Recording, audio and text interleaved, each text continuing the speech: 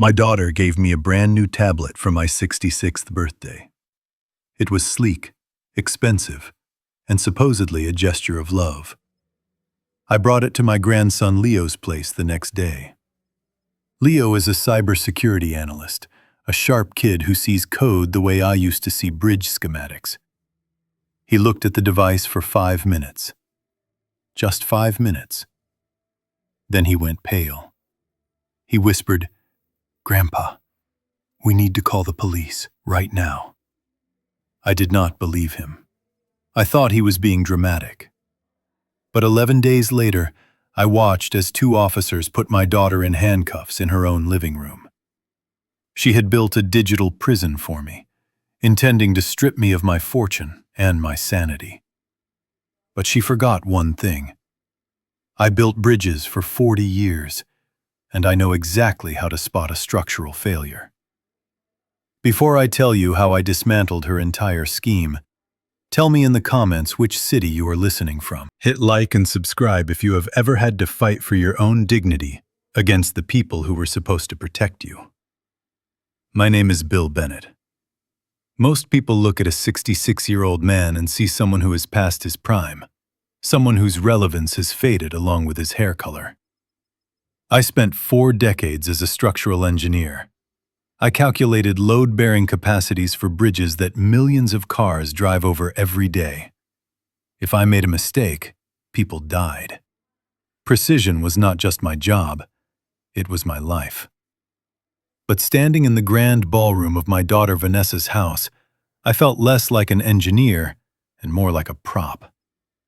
It was my birthday party, or so the invitation said. But everything about the evening screamed that it was actually a networking event for Vanessa. She is a high-end real estate agent in Orange County, and appearances are her currency. The house was filled with people I did not know, men in suits that cost more than my first car, and women who looked at me with that specific brand of pity reserved for the elderly. They sipped champagne and ate tiny hors d'oeuvres that looked like art, that tasted like cardboard. I stood near the fireplace, holding a glass of sparkling water, feeling the heat of the fire on my back and the coldness of the room in my chest. Vanessa glided through the crowd like a shark in a silk dress. She was beautiful, I will give her that. She had her mother's eyes, but none of her mother's warmth. My late wife, Sarah, could walk into a room and make you feel like you were the only person there. Vanessa walked into a room and made sure everyone knew she was the most important person there. Her husband, Todd, trailed behind her, holding her purse. Todd was a nice enough guy, but he had the backbone of a jellyfish. He smiled at me nervously, gave a little wave, and then hurried to catch up with his wife. I checked my watch. 8 o'clock. I had been here for 2 hours. My face hurt from smiling at strangers who asked me how I was enjoying retirement. I wanted to tell them that retirement was fine. It was the loneliness that was the killer. But I just nodded and said I was playing a lot of golf. I hate golf. Suddenly the music lowered. Vanessa stood on the raised platform near the grand piano, tapping a spoon against her glass. The room went silent. She beamed, her smile practiced and perfect. "Everyone, if I could have your attention," she said, her voice projecting effortlessly. "Today we are celebrating the most important man in my life, my father, William Bennett." A round of polite applause rippled through the room. I forced a smile and raised my glass. Vanessa beckoned me to join her. I walked up the steps, feeling my knees protest slightly. Getting old is not for the weak. She put her arm around me, squeezing a little too tightly. "Dad has always been my rock," she continued, looking out at the audience, not at me. But as we all know, technology moves fast, and sometimes our parents get left behind. We want to make sure he stays connected, stays safe, and stays with us. She signaled to Todd, who scurried forward holding a flat, rectangular box wrapped in silver paper. "Happy birthday, Dad," she said, handing me the box. The guests oohed and ahed. I unwrapped it carefully. Inside was the latest TitanPad Pro. It was a massive tablet, the screen dark and glossy. I had seen the commercials. This thing cost more than $1,000. "Thank you, honey," I said, genuinely surprised. "This is too much. My old laptop works just fine." Vanessa laughed, a tinkling sound that didn't reach her eyes. "Oh, Dad, that old laptop is a dinosaur. It is a security risk. This is the future. It has everything you need. Health monitoring, direct banking access, video calling. It is designed for seniors, to keep life simple." Designed for seniors. The phrase stung. It implied that I was incapable of handling complexity. I built bridges over rushing rivers, for God's sake. But I swallowed my pride. She was trying to be nice. She was my daughter. Since Sarah died, Vanessa was all I had left. I looked at the sleek device in my hands. It felt heavy. Heavier than it looked. After the cake was cut and the guests began to filter out, the atmosphere in the house shifted. The performance was over. Vanessa kicked off her heels and slumped onto the white leather sofa. I sat in the armchair opposite her, the silver box on my lap. Todd was busy directing the catering staff to clean up. "So, do you like it?" Vanessa asked, not looking at me, scrolling through her phone. "It is very generous, Nessie," I said, using her childhood nickname. "But really, I am used to my laptop. All my files are there. My photos of your mother." "We are going to migrate all of that tonight," she said, her tone leaving no room for argument. She sat up, her eyes suddenly sharp. "Dad, listen to me. I worry about you, living alone in that big house. You are getting older. You forget things." "I do not forget things," I protested mildly. "I missed one bill last month because the mail got lost." "One bill that we know of," she countered. "Look, this tablet is the solution. It is called the Guardian ecosystem. I had my tech guy set it up specifically for you, but we need to activate it now." She reached out her hand. I hesitated, then handed her the tablet. She tapped the screen and it came to life with a soft chime. "Come sit next to me," she commanded. I moved to the sofa. The screen asked for biometric authentication. "Give me your finger," she said. I pressed my thumb against the sensor. The device chirped. "Good. Now your face." I stared into the camera. A green circle spun around my reflection. "Okay, you are in," Vanessa said, her fingers flying across the virtual keyboard. "Now here is the deal. This tablet is now your primary device. I am going to sync it with your bank accounts, your investment portfolio, and your medical records. It uses a triple encryption algorithm. It is safer than Fort Knox." "Is that really necessary?" I asked. "I like going to the bank branch. I like talking to the tellers." "Dad, stop!" she snapped, then softened her voice. "I am doing this for you. There are so many scammers out there targeting seniors. They steal millions every year. This device protects you. If any suspicious transaction happens, it alerts me immediately. I can help you manage it. Do you want to lose everything Mom and you worked for because you clicked on the wrong link?" She knew exactly which buttons to push. Fear. The fear of being the foolish old man who lost the family legacy. "Fine," I said. "Set it up." She spent the next hour demanding my passwords. Social security number, mother's maiden name, the name of my first pet. Every key to my life, she typed into that machine. I watched her, feeling a strange sense of unease. It felt less like receiving a gift and more like undergoing a medical procedure. "There," she said finally, handing it back to me. "It is done. Oh, and Dad, one more thing." She walked over to the hallway table where I had left my old leather satchel. She opened it and pulled out my battered Dell laptop. "I am taking this," she said. "Wait, what?" I stood up. "No, I need that." "No, you don't. We transferred the photos. Everything else is junk. Viruses, malware, outdated software. It is a ticking time bomb. I am doing you a favor. I will have Todd take it to the recycling center tomorrow." "Vanessa, please," I said, reaching for it. She pulled it back, her eyes cold. "Dad, you promised to trust me. You promised to let me take care of you. Do you trust me or not?" The room went silent.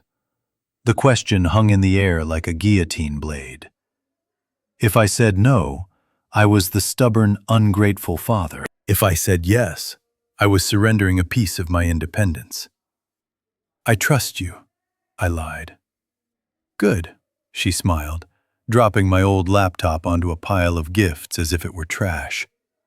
"Now, go home and get some rest. You look tired." "You look really tired, Dad." I drove home that night in silence. The tablet sat on the passenger seat, glowing faintly, even though I thought I had turned it off. My house was dark when I arrived. It is a mid-century modern place, single-story, open plan. Sarah and I bought it in '82. Every corner of it holds a memory. I walked into the kitchen, poured myself a glass of water, and sat at the island. I looked at the tablet. The Titan pad. It was a beautiful piece of engineering, I had to admit. The screen was crisp, the colors vivid. I tapped the icon for my email. It opened instantly. No loading time. I tapped the icon for the news. It knew exactly what I liked to read. Engineering journals, local politics, bridge infrastructure updates. Smart. Very smart. I decided to check my bank account, just to see if the interface was easy to use, like Vanessa promised. I pressed my thumb to the sensor. Access granted. The numbers popped up on the screen. I squinted. I took my glasses off and wiped them, then put them back on. That could not be right. I knew my balance. I balanced my checkbook every Sunday. It was a habit I never broke. Last Sunday, my checking account had $86,420. The screen showed $84,420. $2,000 were missing. My heart gave a little stutter. I tapped on the transaction history. There, at the top of the list, was a debit made yesterday. The description was vague. Purchase, electronics boutique. I frowned. Yesterday? Yesterday I was at home all day reading a book. I did not buy any electronics. I did not go to a boutique. My hand reached for the phone to call Vanessa. She said it would alert her. She said she would handle it. But my finger hovered over the dial button. "You look really tired, Dad. You forget things." Her voice echoed in my head. Did I buy something? I tried to retrace my steps. No, impossible. But then, why was the record there? Was it a glitch? Or was it me? I put the phone down. I stared at the transaction. Maybe I ordered something online and forgot? No, that is ridiculous. I am sharp. I am the man who spotted a hairline fracture in the support beam of the I-95 overpass when everyone else missed it. I do not forget spending $2,000. But the seed was planted. It was a tiny, dark seed of doubt dropped into the fertile soil of my insecurity. Vanessa had said the old laptop was full of viruses. Maybe my bank account had been hacked before? Maybe this tablet was showing me the truth for the first time. I scrolled down. The rest of the transactions looked normal. Gas, groceries, utilities. It was just that one line item. I decided to wait. I would go to the bank in person on Monday. I would talk to Mary, the teller I had known for 10 years. She would clear this up. I didn't want to bother Vanessa. She would just give me that look again. That look that said, "Poor old Dad, losing his marbles." I turned off the tablet. The screen went black, reflecting my own face back at me. I looked older than I felt. The wrinkles around my eyes seemed deeper in the harsh light of the kitchen. I carried the device to my bedroom and placed it on the nightstand. It was supposed to be a gift. It was supposed to be a guardian. But as I lay in bed, staring at the ceiling, I couldn't shake the feeling that I had just invited a stranger into my home. A stranger who was watching me while I slept. The little green LED light on the top of the tablet blinked once, then twice. It looked like a winking eye. I turned over and pulled the covers up, but sleep did not come for a long time. I kept thinking about my old laptop, sitting in Vanessa's pile of trash. It wasn't just a machine. It was my archive, my history. And she had taken it with a smile. Monday came, and the world seemed normal again. I made my coffee, toast, and eggs. I felt foolish for worrying so much the night before. It was probably a bank error. I got dressed, put on my favorite tweed jacket, and grabbed the tablet. Vanessa said I had to use it for everything now. I drove to the bank. The parking lot was full. I walked inside, looking for Mary, but her window was closed. A young man I didn't recognize was at the counter. "Can I help you, sir?" he asked. "I'm looking for Mary," I said. "Mary retired last week," he said cheerfully. "I'm Jason. How can I help you today?" I felt a pang of disappointment. Mary was another anchor gone. "I want to check a transaction on my account," I said, placing the tablet on the counter. Jason looked at the tablet. "Nice gear," he said. I opened the banking app. I navigated to the history. I pointed to the line item. "This one here," I said. "The $2,000. I didn't make this purchase." Jason typed something into his computer. He frowned. Then he typed some more. "Mr. Bennett, according to our system, that transaction was authorized via a secure device. Biometric confirmation. Fingerprint and Face ID." "That's impossible," I said, my voice rising slightly. "I was at home." Jason turned the screen towards me. "It shows the device ID matches the one you are holding right now. TitanPad Pro.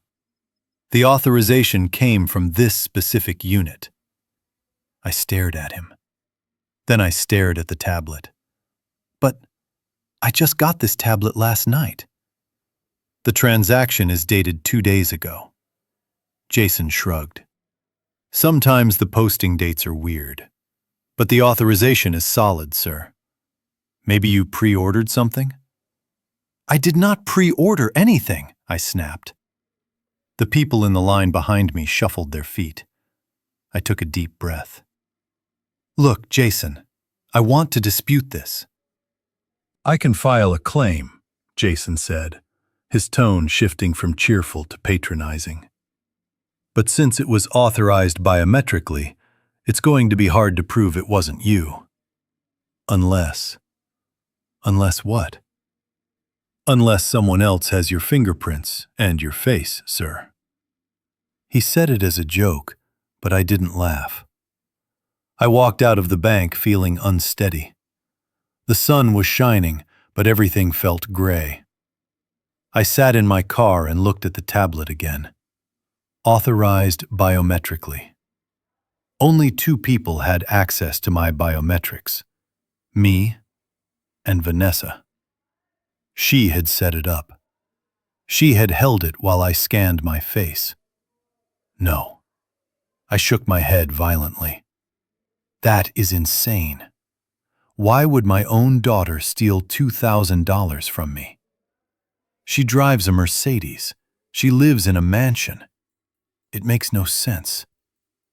I was becoming paranoid. Just like she said. My phone rang. It was the tablet, actually. The call was coming through the app. "Hi, Dad!" Vanessa's voice was chirpy and loud in the car speakers. "Hi, Nessie," I managed to say. "I got a notification that you were at the bank. Is everything okay?" My blood ran cold. She knew where I was. I just wanted to say hello to Mary," I lied. "Oh, okay. Well, don't forget we have that lunch with Dr. Reeves next week. You promised to get a checkup." I didn't promise anything, I thought. But I said, "Sure, honey." "Great. Love you, Dad." "Love you too."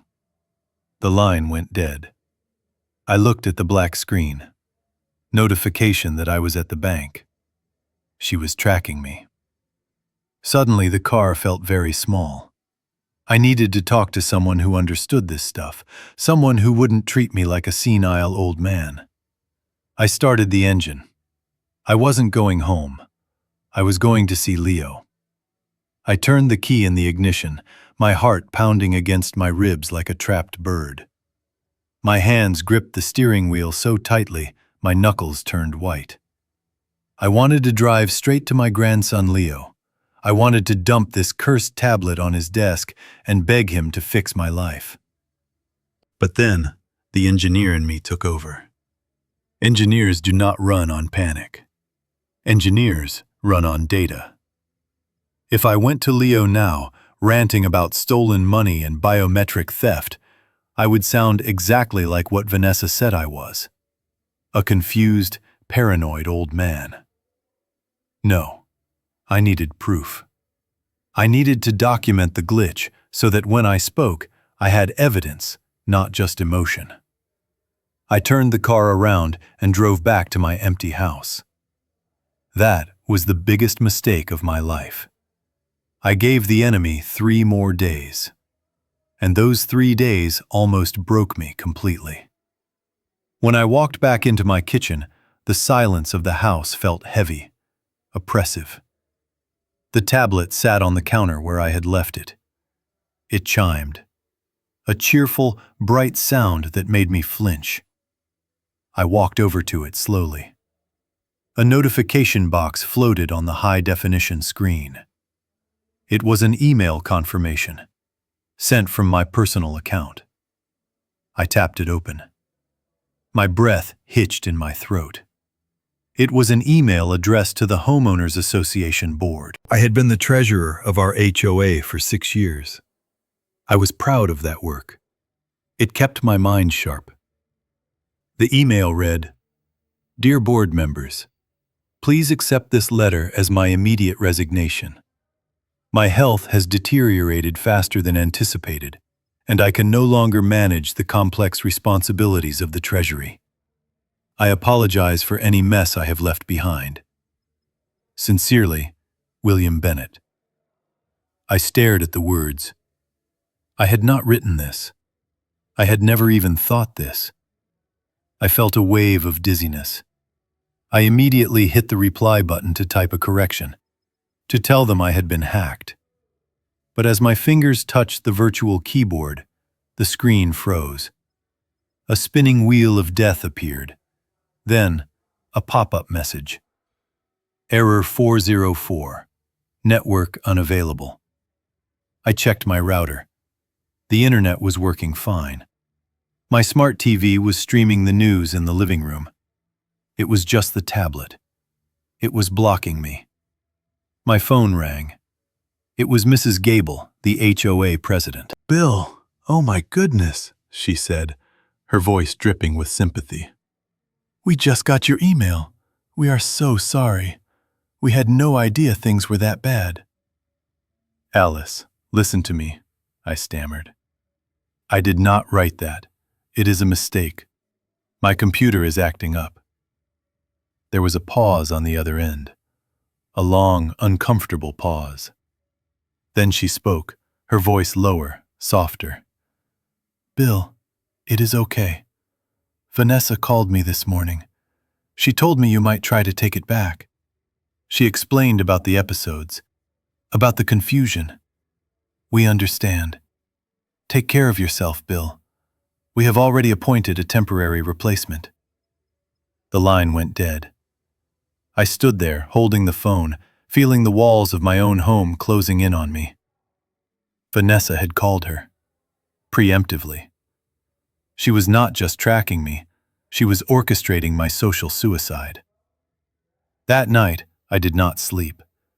I sat in my armchair, watching the tablet. I was afraid to touch it, yet afraid to look away.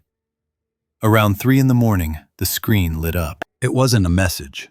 It was a purchase confirmation. Another one. This time from a medical supply company. $300.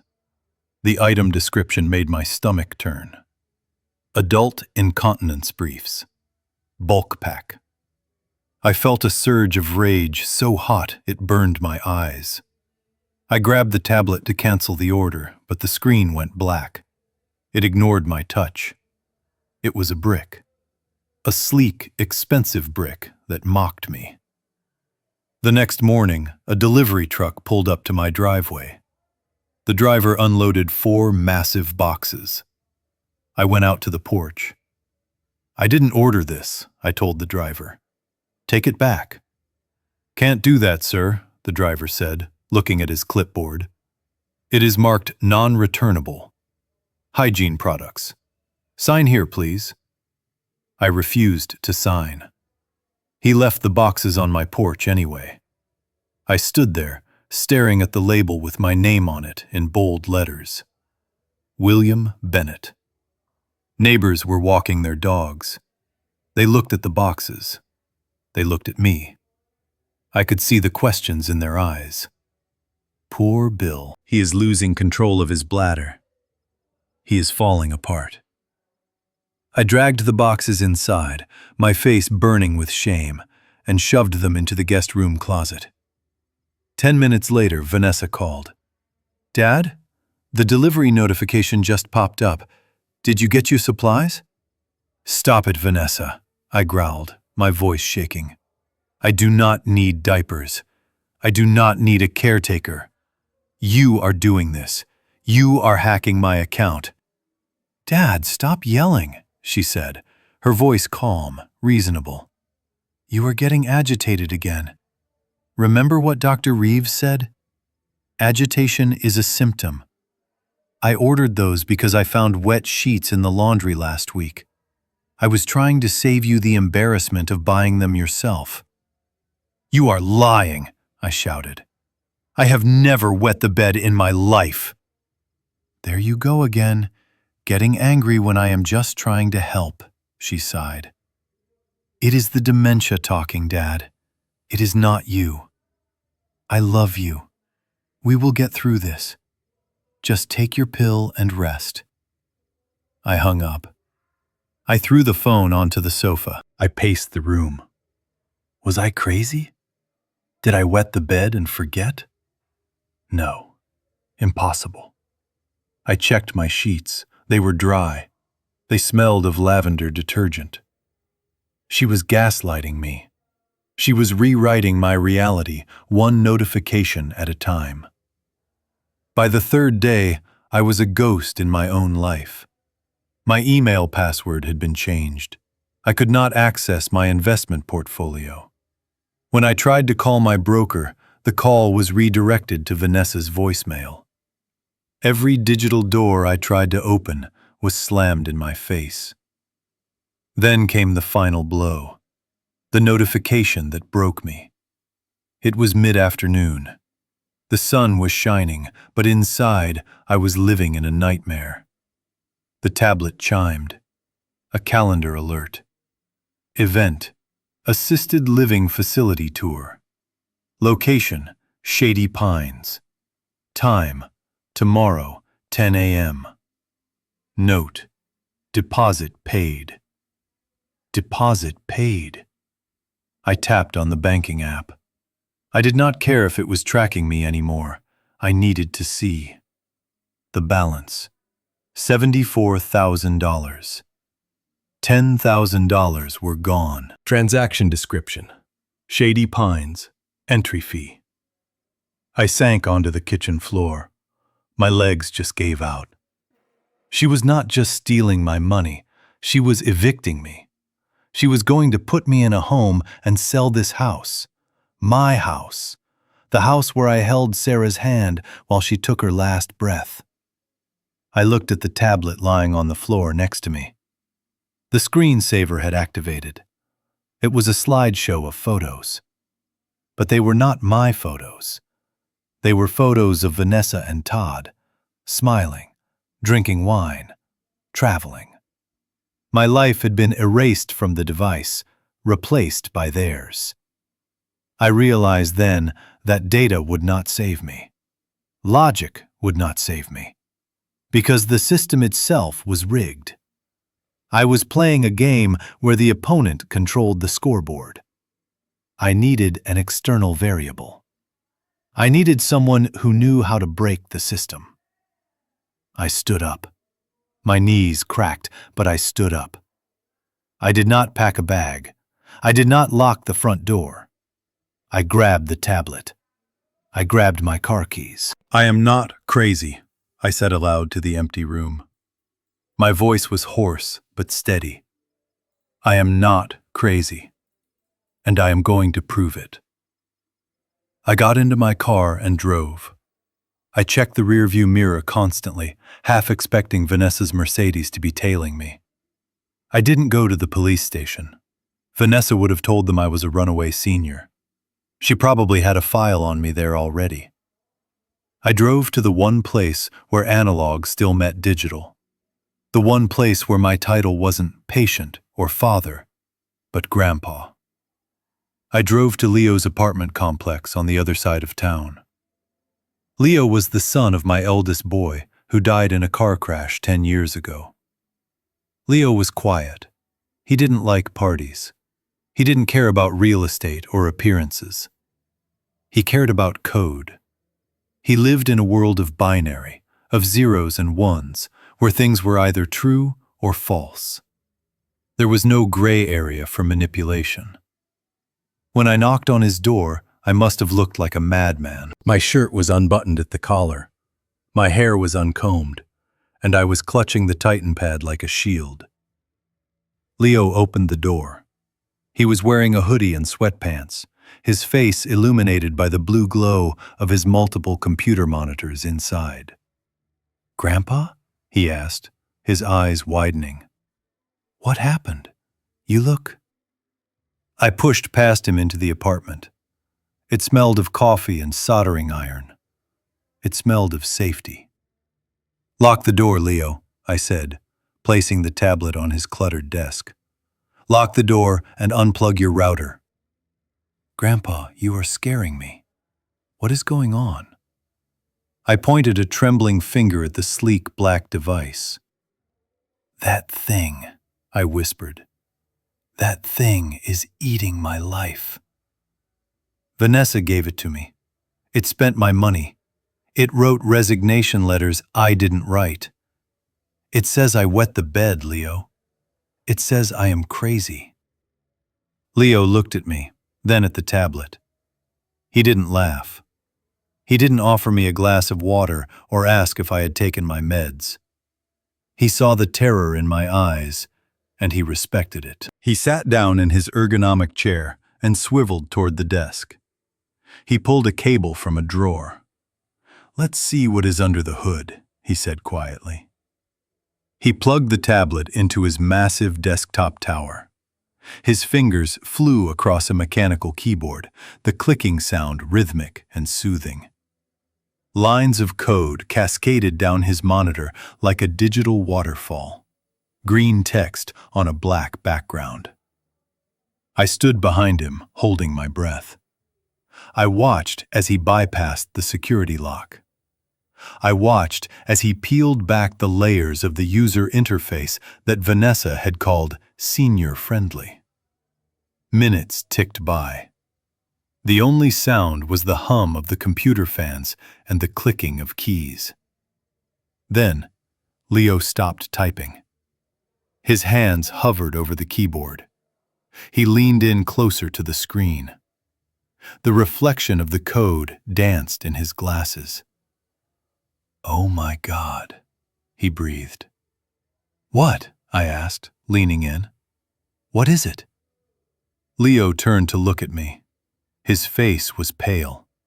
All the color had drained from his cheeks. He looked like he had seen a ghost. "Grandpa," he whispered, his voice trembling. "This isn't just a banking glitch. This isn't just hackers." He pointed to a line of code at the bottom of the screen. It was pulsing red.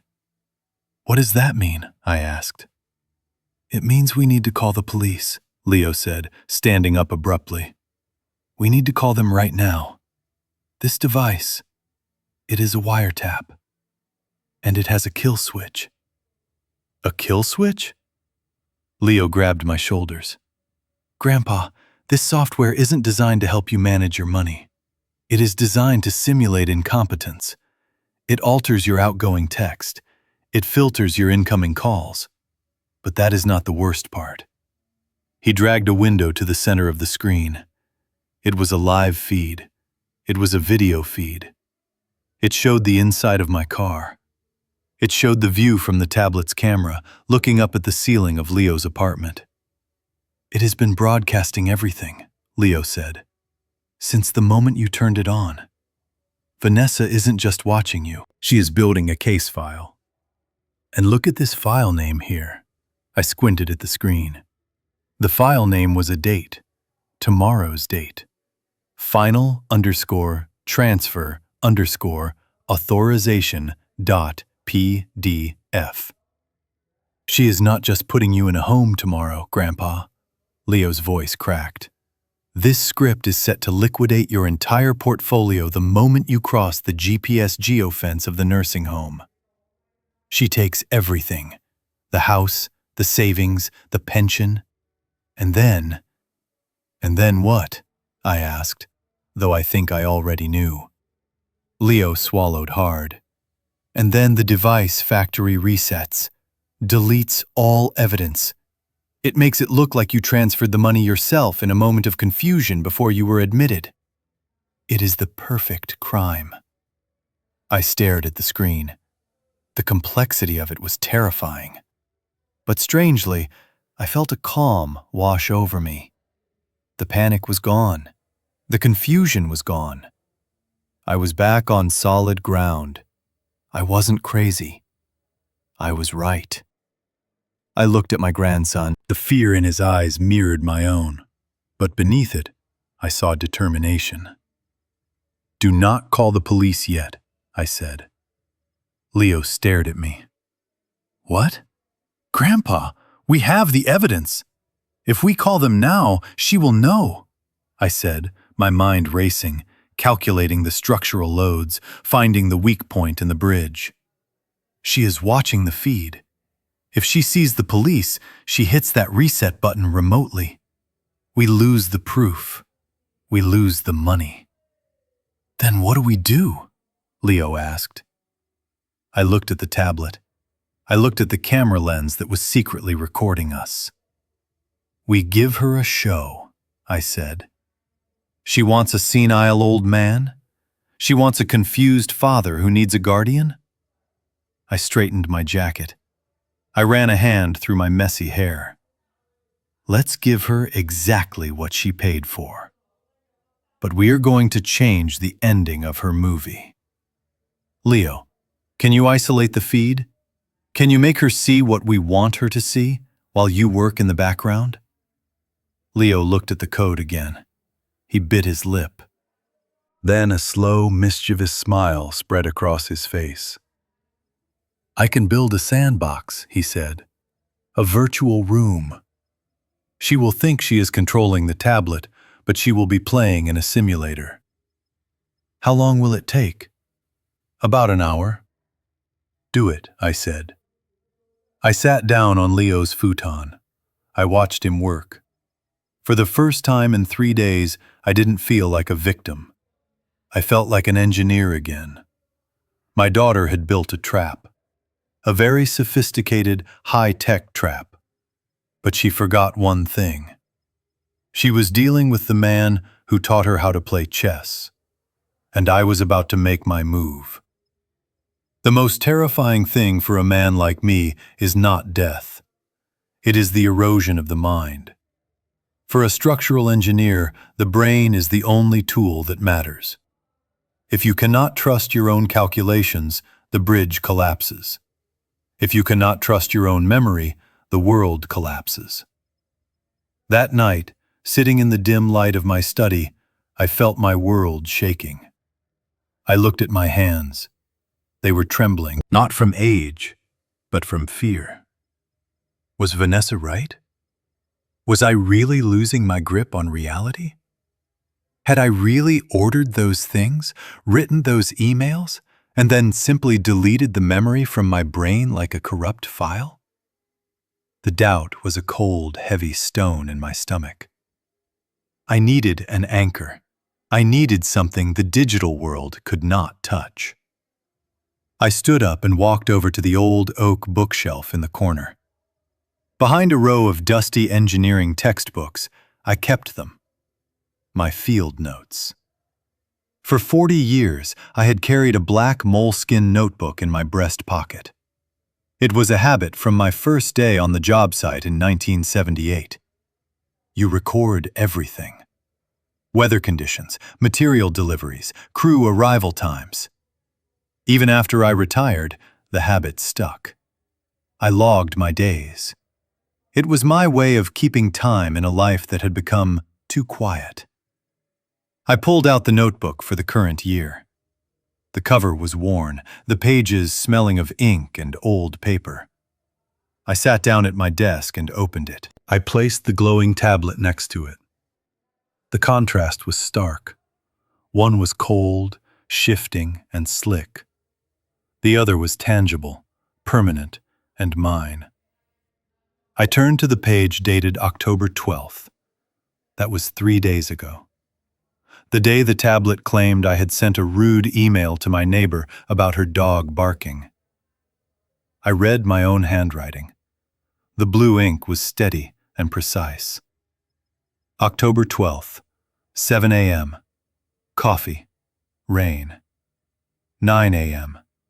Read historical fiction novel. 11 a.m. Walked to the park. Saw Mrs. Higgins walking her golden retriever.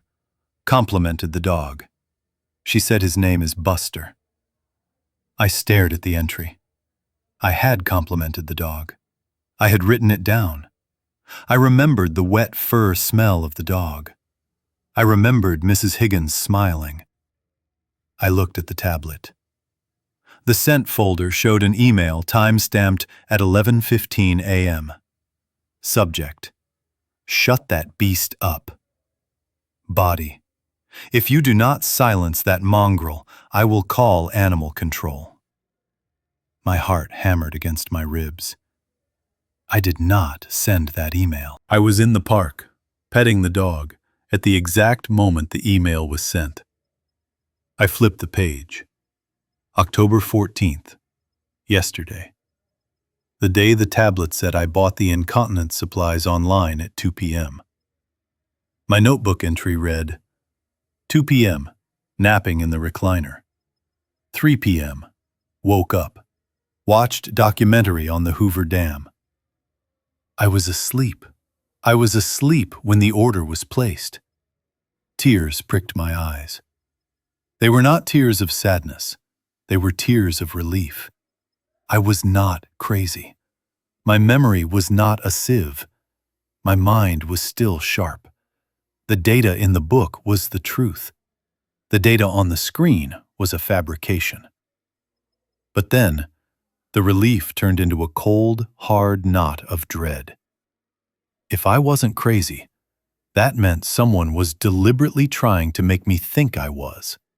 Someone was manufacturing a digital version of Bill Bennett who was angry, incontinent, and confused. And that someone had the administrative passwords to my life.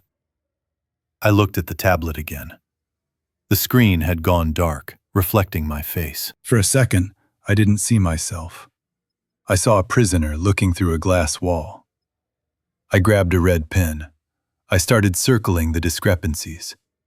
Every lie on the screen I matched with a truth in the book. The missed bill payment? I had written a check number in my log. The forgotten appointment? I had noted that I was gardening. Page after page, the evidence mounted. This wasn't a glitch. This was a script. A carefully written script designed to replace me. And the author of that script was the person who gave me the device. I closed the notebook with a snap. The sound echoed in the silent room like a gunshot. I had my sanity back. Now, I needed to get my life back. But I knew I couldn't do it alone. The enemy was invisible, hiding behind firewalls and encryption. I needed someone who could see the invisible. I needed Leo. The drive to Leo's apartment was a blur of streetlights and paranoia. Every car behind me looked like Vanessa's silver Mercedes. Every red light felt like a trap designed to keep me stationary long enough for men in white coats to swarm my vehicle. I was gripping the steering wheel so hard, my hands were cramping, the knuckles white as bone. The Titan pad lay on the passenger seat, face down. I had thrown my jacket over it, as if the fabric could suffocate the signal, but I knew better. Radio waves do not care about tweed. Leo lived in a converted industrial loft on the edge of the city. It was the kind of place Vanessa turned her nose up at, calling it gritty and transitional. I called it honest. It was a building made of brick and steel, materials that showed their age without hiding it. I parked around the block, just in case, and walked the rest of the way, clutching the tablet under my arm like a nuclear football. When Leo opened the door, the contrast between my world and his hit me instantly. My house was silent, ordered, and empty. Leo's apartment was a chaotic symphony of humming server racks, tangled cables, and the blue glow of monitors. He was 24, brilliant, and socially elusive. He looked at me, his eyes widening behind his wire-rimmed glasses. He saw the sweat on my forehead, the unbuttoned collar of my shirt, and the desperate set of my jaw. "Grandpa," he said, stepping aside, "you look like you just outran a hurricane." I did not have time for pleasantries. I walked straight to his central workstation, a massive desk dominated by 3 curved monitors. I pulled the tablet out from under my jacket and set it down on the dark wood. It looked innocent enough, just a piece of black glass and aluminum. "I need you to look at this," I said, my voice raspy. "Vanessa gave it to me. She says it is to help me, but I think it is trying to destroy me." Leo didn't laugh. He didn't ask if I had taken my medication. That is why I loved the kid. He operated on logic. If a bridge is shaking, you do not ask the bridge if it is tired. You check the foundation. He pulled up a chair for me and sat down in his own ergonomic seat. "What is it doing?" he asked, spinning the tablet around. "It is rewriting history, Leo." I tapped the notebook in my pocket. "I have my logs. I know what I did. I know what I spent. But this machine, it says I am spending thousands on things I never bought. It says I am writing emails I never wrote. It says I am losing my mind." Leo frowned. He picked up a cable, a thick black cord with custom connectors. He plugged one end into the tablet and the other into his tower. "Let's see what is under the hood," he muttered. On his screens, windows began to pop up. Lines of code cascaded down like green rain. To me, it looked like chaos. To him, it was a language. His fingers flew across his mechanical keyboard, the clicking sound rhythmic and aggressive. He wasn't just looking at files, he was interrogating the device. For the first 10 minutes, he was silent. The only sound in the room was the hum of the cooling fans. I watched his face. I saw the reflection of the code dancing in his eyes. Slowly, his expression shifted from curiosity to confusion, and then to something darker. A deep furrow appeared between his brows. "This is not a standard operating system," he said softly. "What do you mean?" I asked, leaning in. Leo pointed to a block of text on the left screen. "It looks like the standard interface, the one you see when you turn it on. Big buttons, simple text, but that is just a skin, a mask.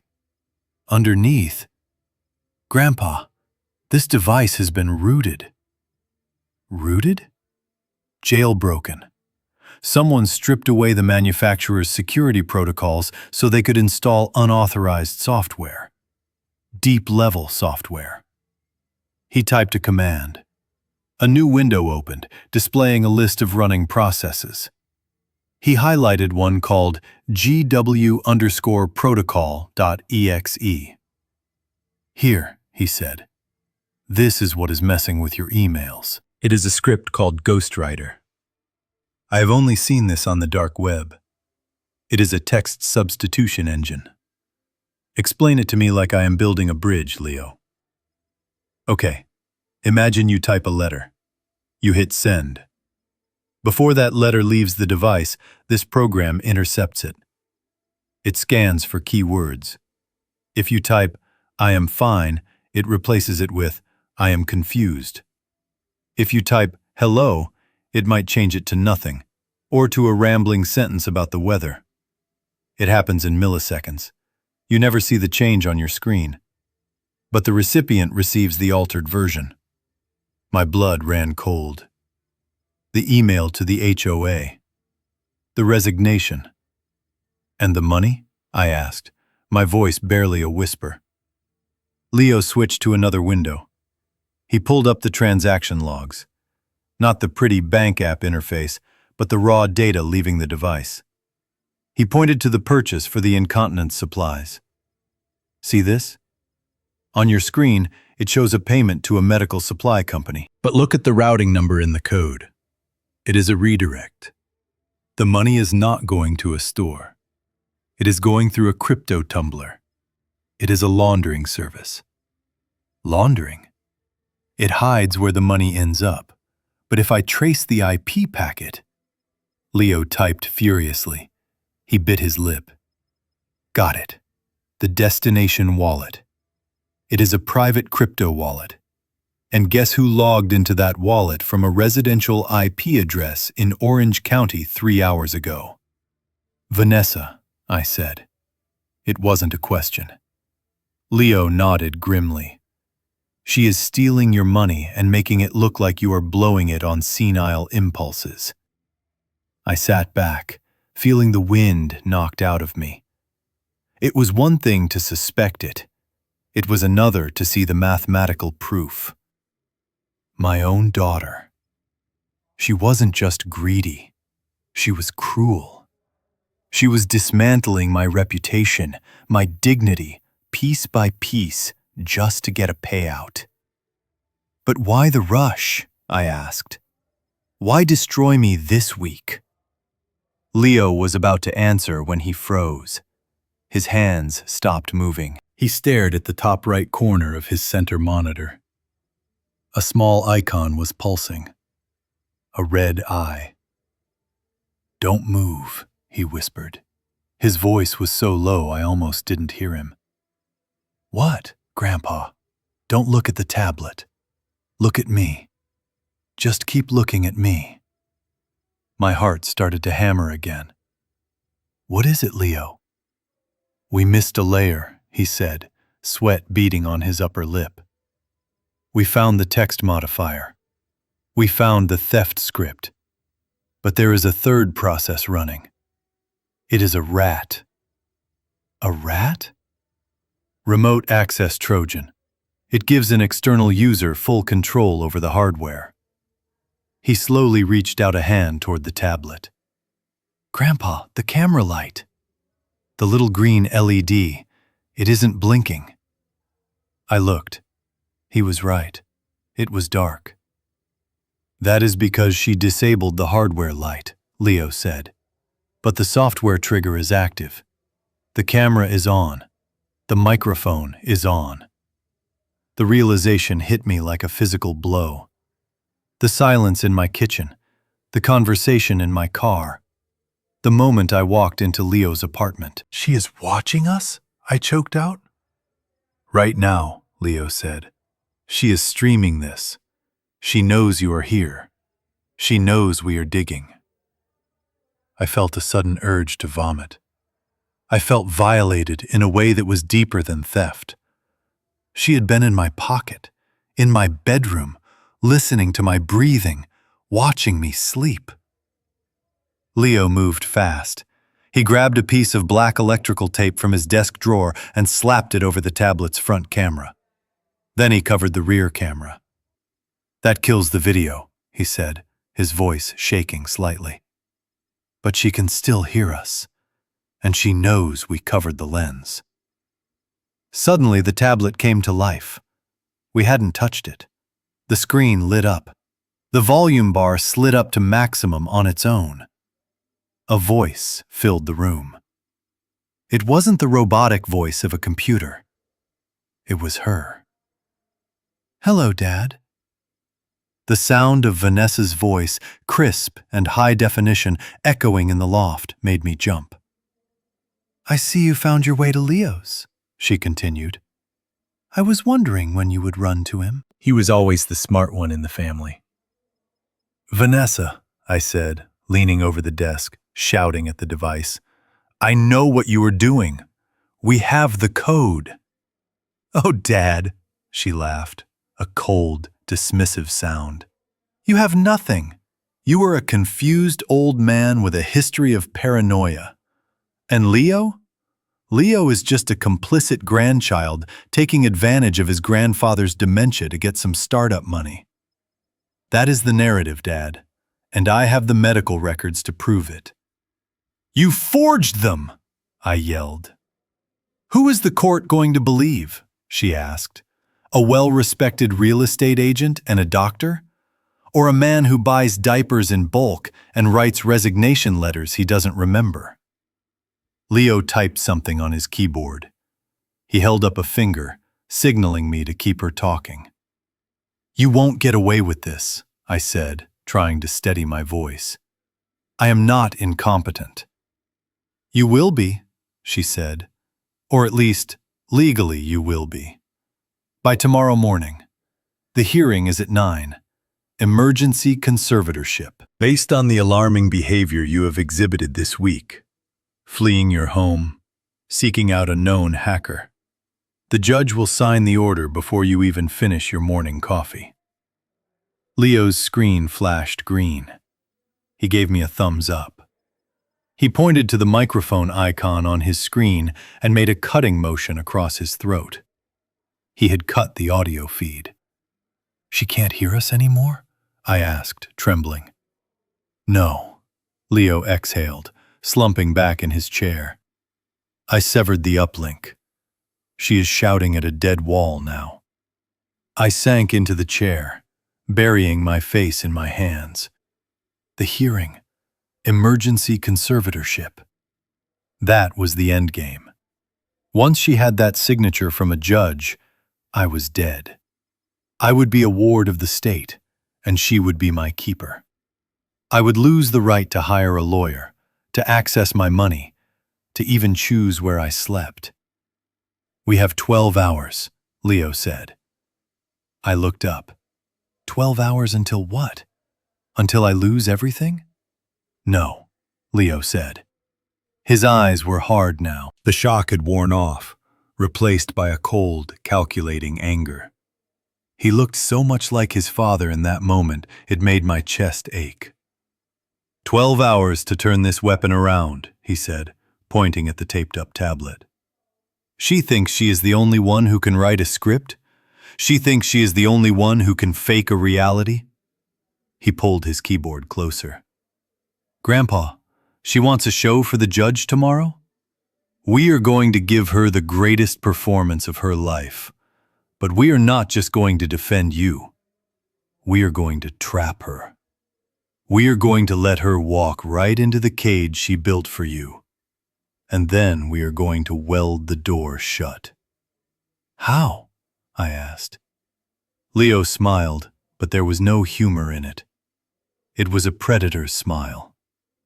We are going to glitch the glitch, he said. Silence is not merely the absence of noise. In my line of work, silence can be the most dangerous sound of all. It is the sound of a cable snapping before the bridge falls. It is the sound of a breath held before a decision is made. In Leo's apartment, the silence that followed his declaration was heavy with potential energy. We were standing on a precipice. On one side was the complete destruction of my life, orchestrated by the daughter I had raised. On the other side was a gamble so high stakes that my hands should have been shaking. But they were not. They were steady. Leo looked at me, his fingers hovering over the keyboard. He explained the plan in a whisper, even though the audio feed was cut. He told me that fighting a hacker with brute force is useless. If you try to block them, they find another way in.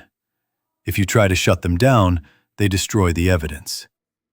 The only way to win is to let them think they have already won. We had to build a digital hall of mirrors. We call it a sandbox, Leo said, his eyes scanning lines of code that looked like a foreign language to me. Basically, we create a virtual environment inside my computer. We clone your tablet's operating system. When Vanessa logs in, she thinks she is accessing the physical device in your hand. She thinks she is seeing your real bank account, your real location, your real emails. But she will be interacting with a ghost, a simulation. And what happens in the simulation? I asked. Whatever we want to happen, Leo replied. We control the weather in there. We can make her see the money moving. We can make her see you driving to the nursing home. We can make her see you crying in your bedroom. Meanwhile, in the real world, the money stays safe, and we trace her connection back to the source. I nodded. It was brilliant. It was the same principle as a controlled demolition. You weaken the structure exactly where you want it to fall. But there is a catch, Leo said, looking at the taped-over camera. To get her to migrate her connection into the sandbox, she needs to believe everything is normal. She knows we covered the camera. She knows the audio cut out. She is suspicious right now. If she panics, she hits the kill switch. We need to lure her back in. We need to make her believe that I am just a scared kid, and you are just a confused old man. I understood what he was asking. He was asking me to humiliate myself. He was asking me to go back on that audio feed and beg. He was asking me to play the part of the senile, broken father that she wanted me to be. My pride rebelled against it. Every fiber of my being wanted to scream at her, to tell her she was a disgrace to her mother's memory. But I swallowed that bile. I pushed it down deep. Pride is expensive. Freedom is priceless. Do it, I said. Turn the audio back on. Leo typed a few commands. He signaled to me. 3, 2, 1. I took a deep breath. I let my shoulders slump. I pitched my voice up, adding a tremor that wasn't there a moment ago. Leo, stop it, I pleaded, leaning close to the tablet's microphone. Don't touch it. You were going to break it. Vanessa was right. I watched Leo's face. He looked pained to hear me sound this weak, but he played his part perfectly. Grandpa, I am just trying to help, he whined, sounding younger and more uncertain than he really was. I don't know what I am doing. This encryption is too hard. Just stop, I shouted, injecting panic into my voice. She said she would call the police. She said she would put me in the home immediately if I fought back. I can't go to jail, Leo. I am scared. I am so confused. I don't even remember coming here. I paused, waiting.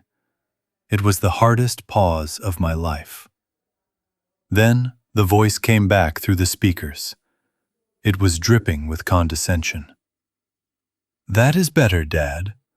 I am glad you are finally seeing reason. Vanessa had taken the bait. I am sorry, Nessie, I said, wiping a non-existent tear from my cheek. I don't know what is happening to me. I thought someone was stealing my money. But Leo says the accounts look fine. I think I am just having one of my episodes. You are, Dad, she said, her voice softening into that fake, sickening sweetness. It is okay. It is scary, I know. That is why I am here, to take the burden off your shoulders. Now, tell Leo to uncover the camera. I need to see you. I need to know you are safe. I looked at Leo. He nodded. He had the sandbox ready. The moment he peeled that tape back, the video feed she would see wouldn't be the high-definition stream from the tablet. It would be a filtered feed, routed through Leo's simulation engine. Leo reached out and peeled the black tape off the lens. I looked directly into the camera. I let my face go slack. I let my mouth hang open slightly. I looked like a man defeated. Hi, honey, I whispered. Hi, Dad, she said. You look exhausted. Listen to me. I want you to go home. Right now. Leo can drive you, or you can drive yourself if you feel up to it. Go home, take a sleeping pill, and get some rest. We have a big day tomorrow. The hearing is at 9. We will get this all sorted out, and you will be in a nice, safe place by noon.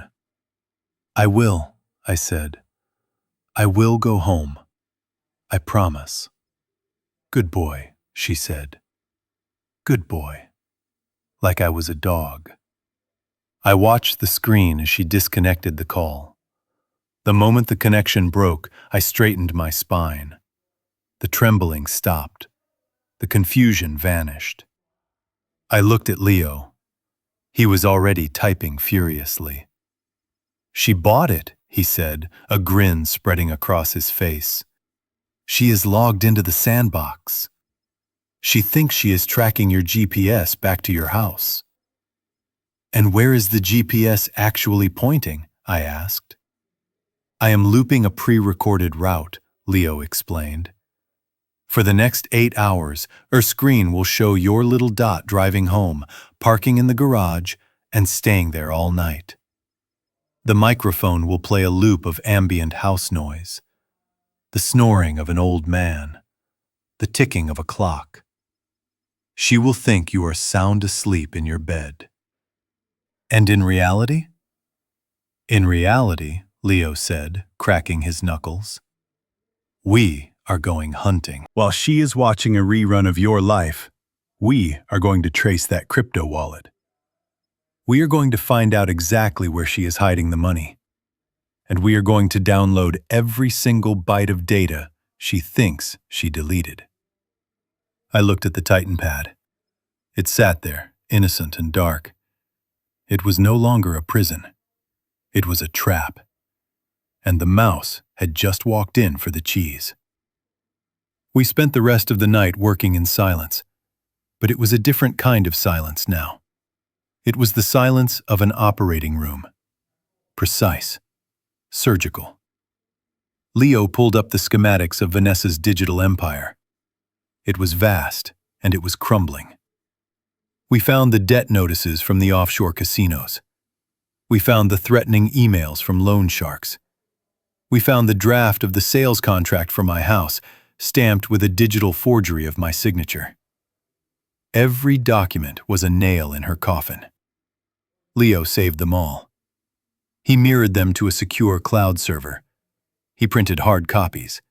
By 4 a.m, my eyes were burning, but I felt more alive than I had in years. I was not just an old man anymore. I was a father teaching his daughter a lesson she would never forget. "Grandpa, look at this," Leo said, pointing to a final file. It was an email thread between Vanessa and Dr. Reeves. Subject: Fast Track, Body. "The old man is cracking. I will have him agitated enough by tomorrow to justify immediate sedation. Once he is medicated, he won't be able to speak to the judge. Make sure the dosage is high.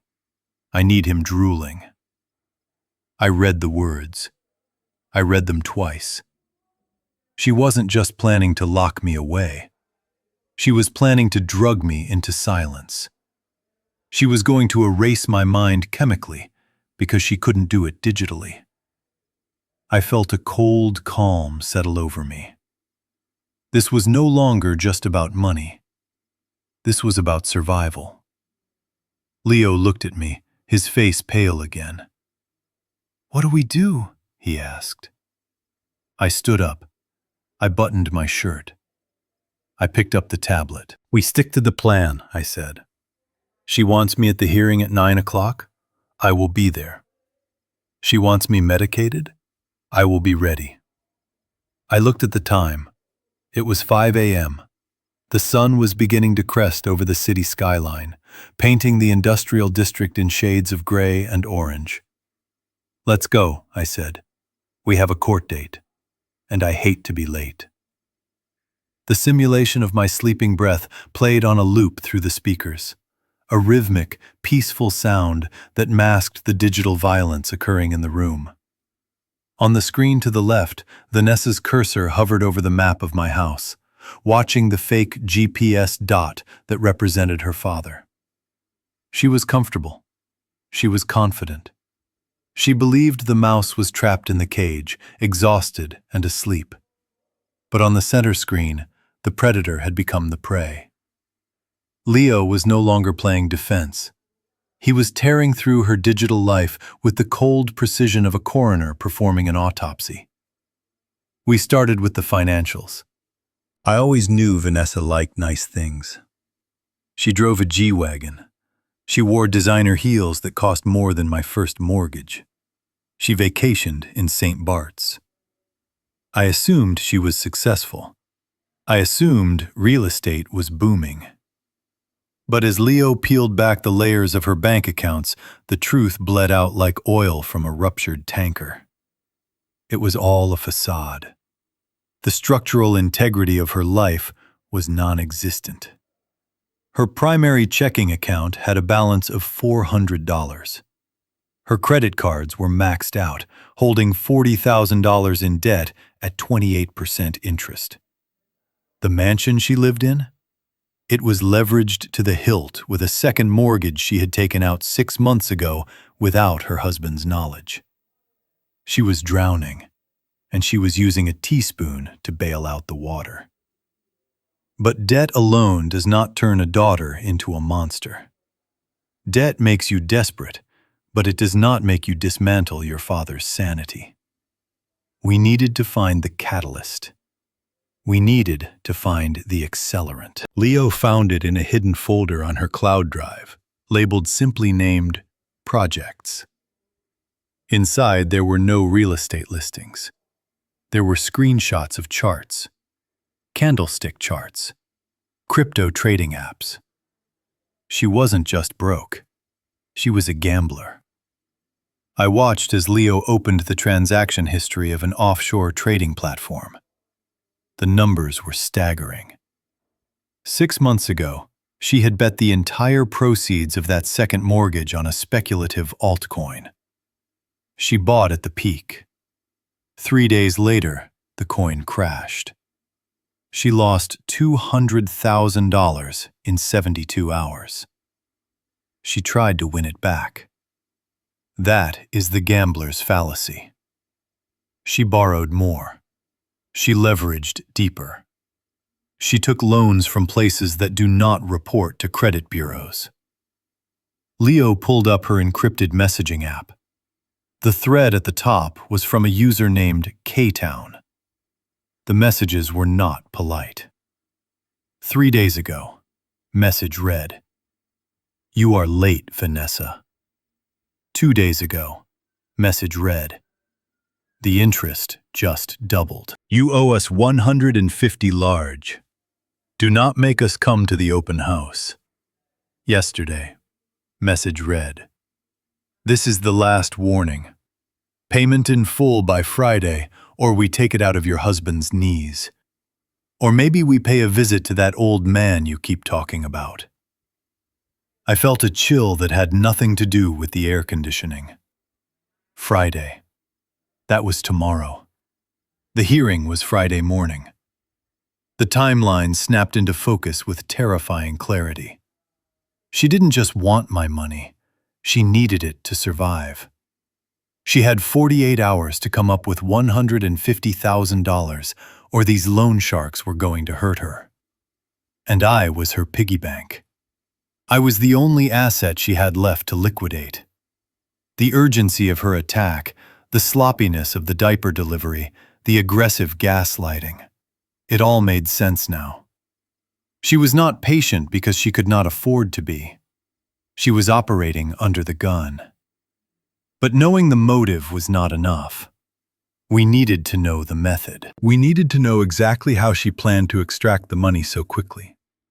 My assets were in trusts and retirement accounts. They were not easy to access, even for a daughter. Check her legal drafts, I told Leo. Look for documents prepared for the court. Leo minimized the crypto exchange and opened her email outbox. He searched for the domain of the family attorney, a man named Henderson, whom I had never liked. He was a shark in a cheap suit, the kind of lawyer who chased ambulances before he started chasing inheritances. There was an email sent 4 hours ago. The subject line was simply, "Petition, Final Draft." Leo opened the attachment.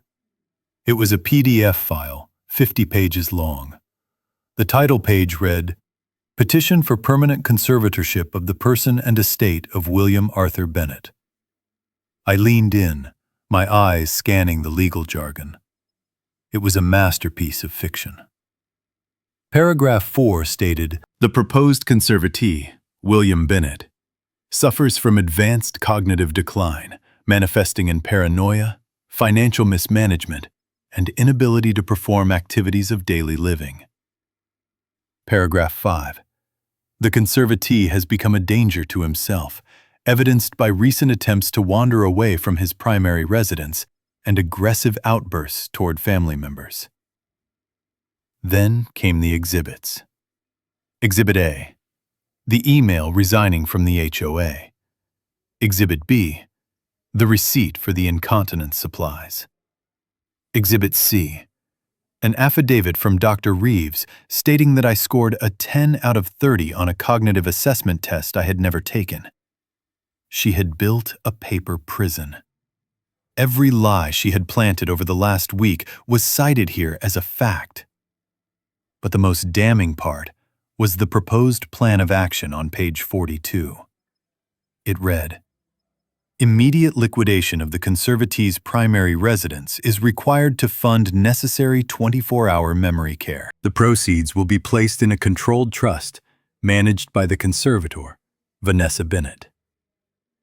There it was, the house, my house, the house I built with Sarah, the house where we raised Vanessa. It was worth $1.2 million. If she got the conservatorship tomorrow morning, she could sell it by the afternoon to one of those cash for homes flippers. She would pay off the loan sharks, clear her gambling debt, and still have $1 million left to play with. And I? I would be locked in Shady Pines, medicated into a stupor, wondering why my daughter never visited. The betrayal was total. It was not just theft. It was an erasure of my existence. She was willing to label me legally incompetent, to strip me of my civil rights, to take away my vote, my checkbook, my freedom, just to cover a bad bet on a digital coin. I looked at the time on Leo's screen. It was almost 6 in the morning. The sun would be up soon. The court opened at 9. We had 3 hours. We had the motive. We had the evidence of her debt. We had the proof of the threats against her. But we needed one more thing. We needed to prove that the evidence in that petition was fabricated. We needed to prove that the glitches came from her, not me. Leo, I said, my voice steady, go back to the ghostwriter script, the one that alters the text. He tabbed back to the code. Does it keep a log? I asked. Does it keep a record of the original text versus the altered text? Leo's eyes widened. He typed furiously. Most malware deletes the logs to hide tracks, he muttered. But if she is as sloppy as she is desperate. He executed a command to dig into the root directory of the TitanPad's cloned image. He scrolled past the system files. He found a hidden folder named Cache. He double-clicked it. A text file opened. It was thousands of lines long. Timestamp, October 12th. Input. Hello, Mrs. Gable. I am resigning because I want to travel more. Output. Hello, board members. I am resigning because my health is deteriorated. Timestamp, October 14th. Input. Search query. Best bridge engineering documentaries. Output. Search query. Best adult diapers for men. It was all there. The original inputs. My true thoughts. My true actions. Side by side with her distortions. It was the Rosetta Stone of her deception. Print it, I said. Print it all.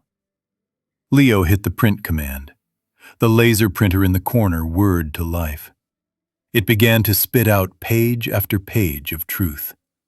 I watched the papers stack up. It was a beautiful sight. But I knew that walking into court with a stack of paper and a laptop might not be enough. Judges are old school. They trust doctors. They trust polished lawyers. They might look at a young kid in a hoodie and an old man with a stack of printouts and see exactly what Vanessa wanted them to see. We needed a delivery system that was undeniable. We needed to make Vanessa confess. Not to me, but to the court. Leo, I said, can we reverse the stream? What do you mean? Right now, she is seeing a fake video of me sleeping, but tomorrow, when she walks into that courtroom, she will have her phone with her. She will be checking the feed to make sure I am still compliant. Yes, Leo said slowly. She will be monitoring the app. I want you to hijack the feed, I said. When I walk into that courtroom, I don't want her to see me. I want her to see herself. I don't understand, Leo said. I pointed to the file of the loan shark threats. I pointed to the crypto losses. I want you to build a new loop, I explained. When the judge asks her why she needs to take control of my money, I want you to broadcast the truth to every screen in that courtroom that is connected to the courtroom Wi-Fi. Can you do that? Leo looked at me. A slow smile spread across his face. It was the smile of an engineer who had just figured out how to make water flow uphill. It is illegal, Grandpa, he said. It is highly intrusive. So is putting your father in a cage, I replied. Leo turned back to his keyboard. I will need to crack the courthouse network, he said, his fingers already moving. Give me 30 minutes. I sat back in the chair and watched the printer churn. The sun was rising outside, casting long shadows across the loft. I felt a strange sense of calm. The fear was gone. The hurt was still there, a dull ache in my chest where my love for my daughter used to be. But the engineer was in control now. I picked up the black moleskin notebook. I opened it to today's date, October 16th. I took out my pen and wrote a single entry.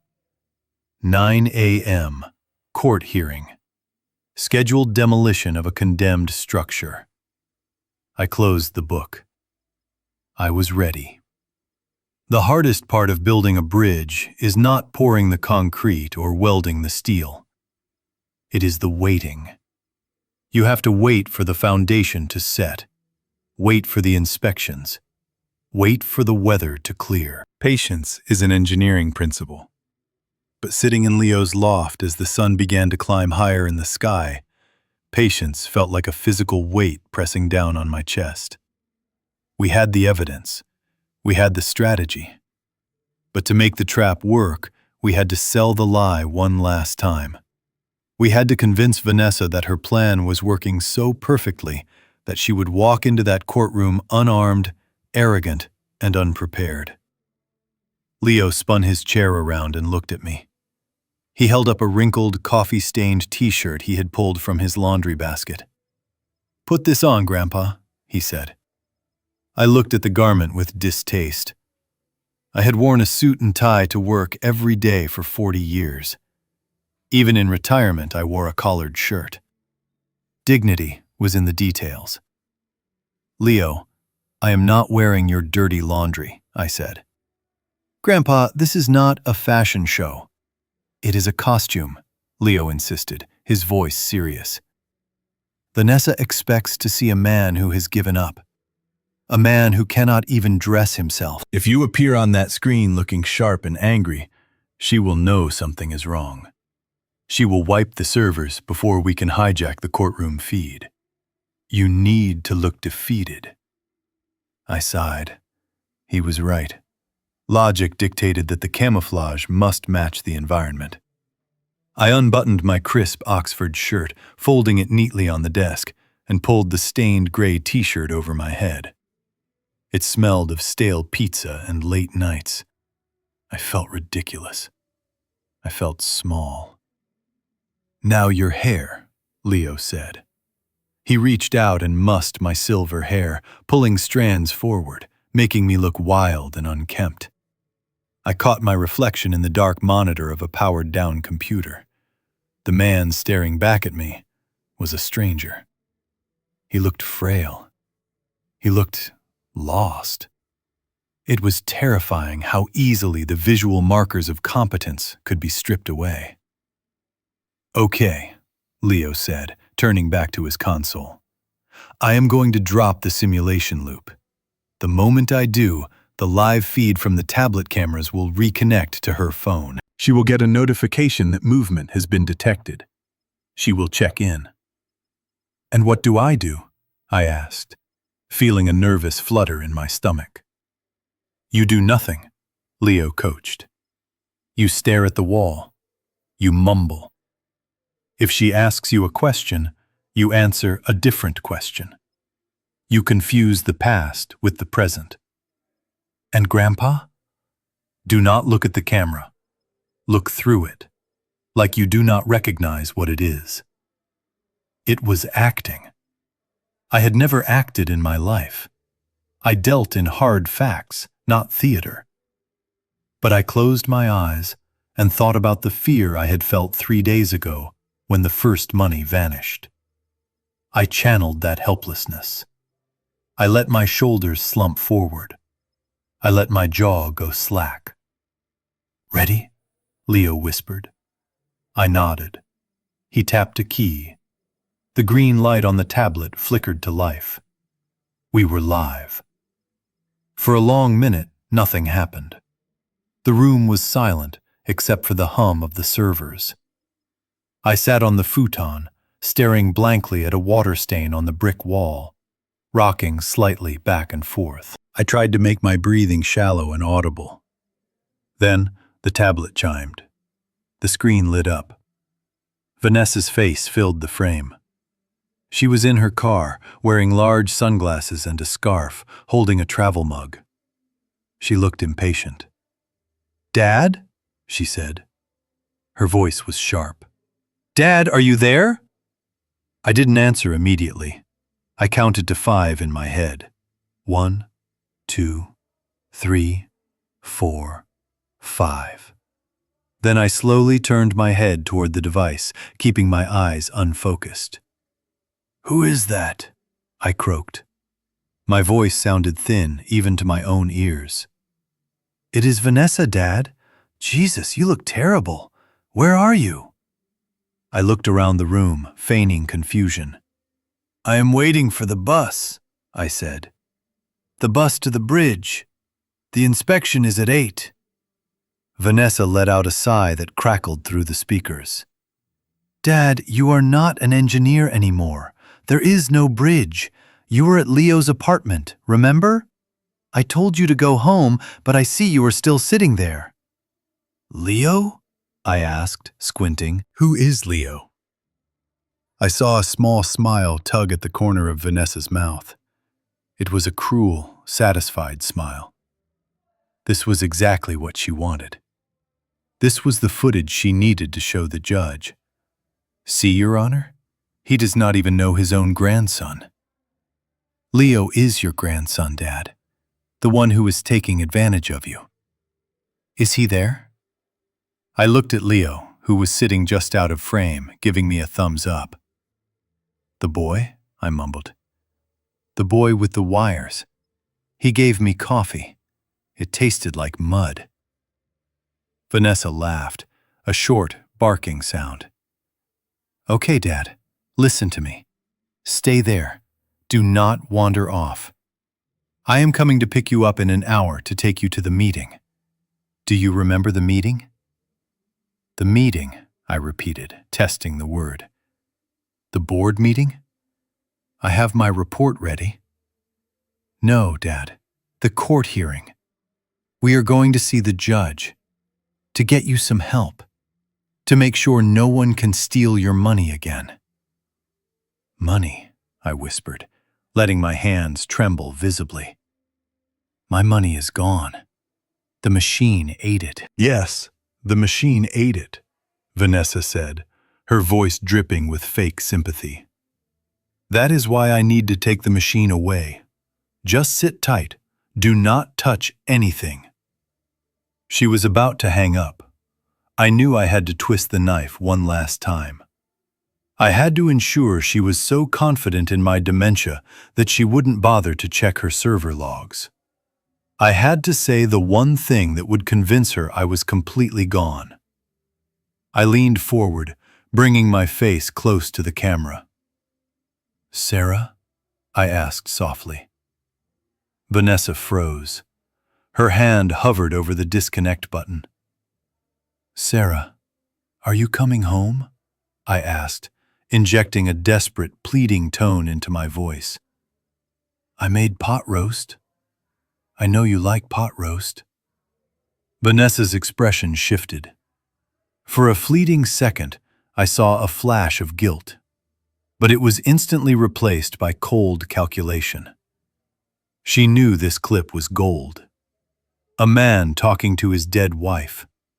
It was the final nail in the coffin of my competency. "Mom is dead, Dad," she said flatly. "Just wait for me." The screen went black. I held the pose for another 10 seconds, just in case. Then, Leo tapped the keyboard, cutting the feed and looping the video of me rocking back and forth. I let out a long, shuddering breath and sat up straight. I wiped the sweat from my forehead. "Did she buy it?" I asked. Leo spun his chair around. He was grinning. "Buy it? Grandpa, she just saved that clip to her cloud drive. I can see the upload happening right now. She titled it, Dad Hallucinating Mom. She is going to play that for the judge as her opening statement. I felt a wave of nausea. Using Sarah's name like that felt like a betrayal, even if it was for a greater good. I stood up and pulled the dirty t-shirt off, throwing it into the corner. I buttoned my Oxford shirt with shaking fingers. It was necessary, I told myself. It was a strategic maneuver. We have 45 minutes before she gets here, Leo said, his fingers flying across the keys again. I am finalizing the hijack protocol. When you walk into that courtroom, her phone is going to auto-connect to the public Wi-Fi. I have set up a spoofing node. Explain, I said, tucking my shirt in. Basically, I am the Wi-Fi now, Leo said. When she tries to stream the video of you hallucinating, I am going to intercept the request. I will replace her video file with our video file. The file of the crypto losses? I asked. And the loan shark threats, Leo confirmed. And the log of the ghostwriter script changing your emails.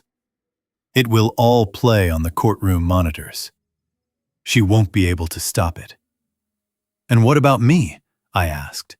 She expects a senile old man. You give her a senile old man, Leo said. Until you get into the box. You shuffle. You mumble. You let her lead you by the arm. You let her talk over you. You let her dig the hole so deep she can't climb out.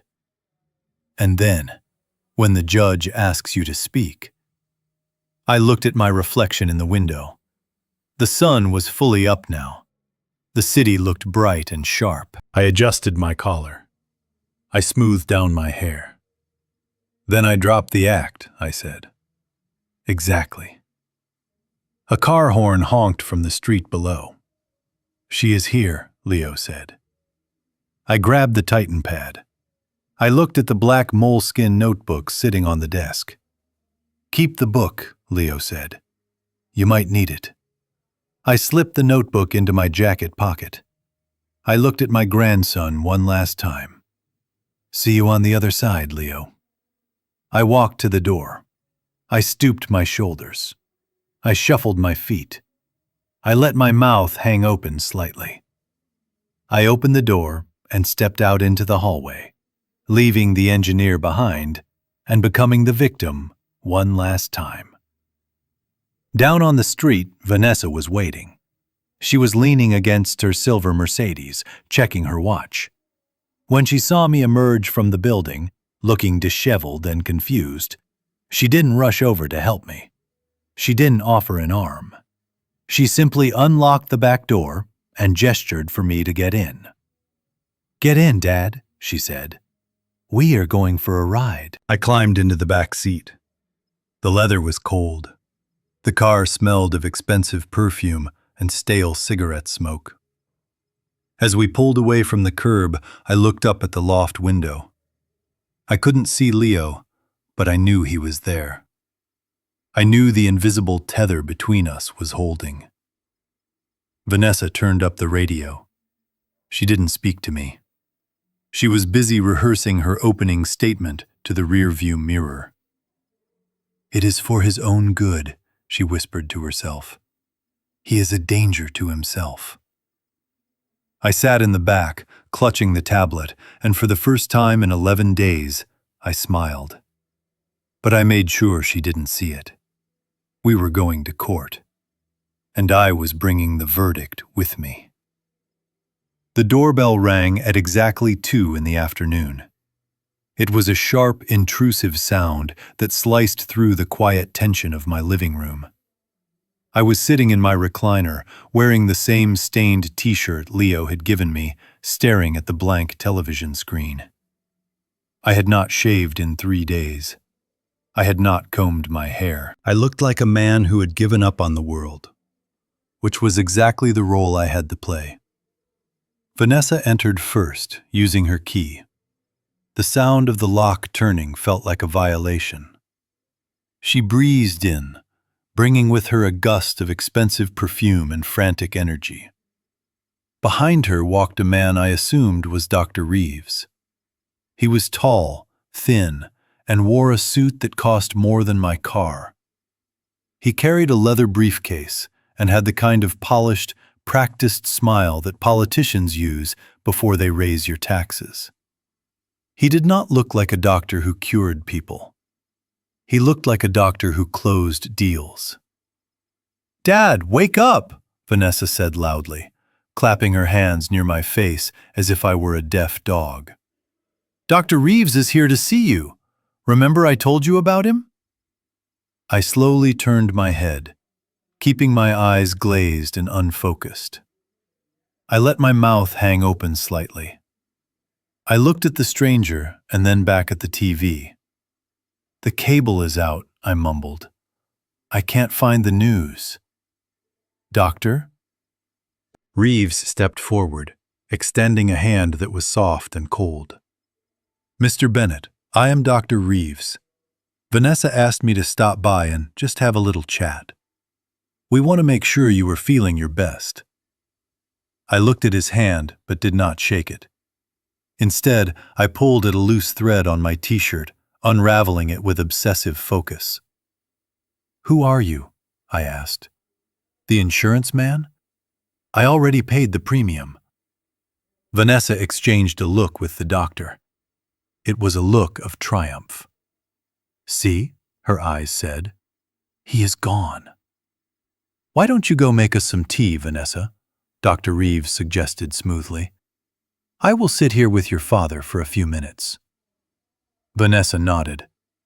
"I will be right in the kitchen if you need anything." She walked away, her heels clicking on the hardwood floor.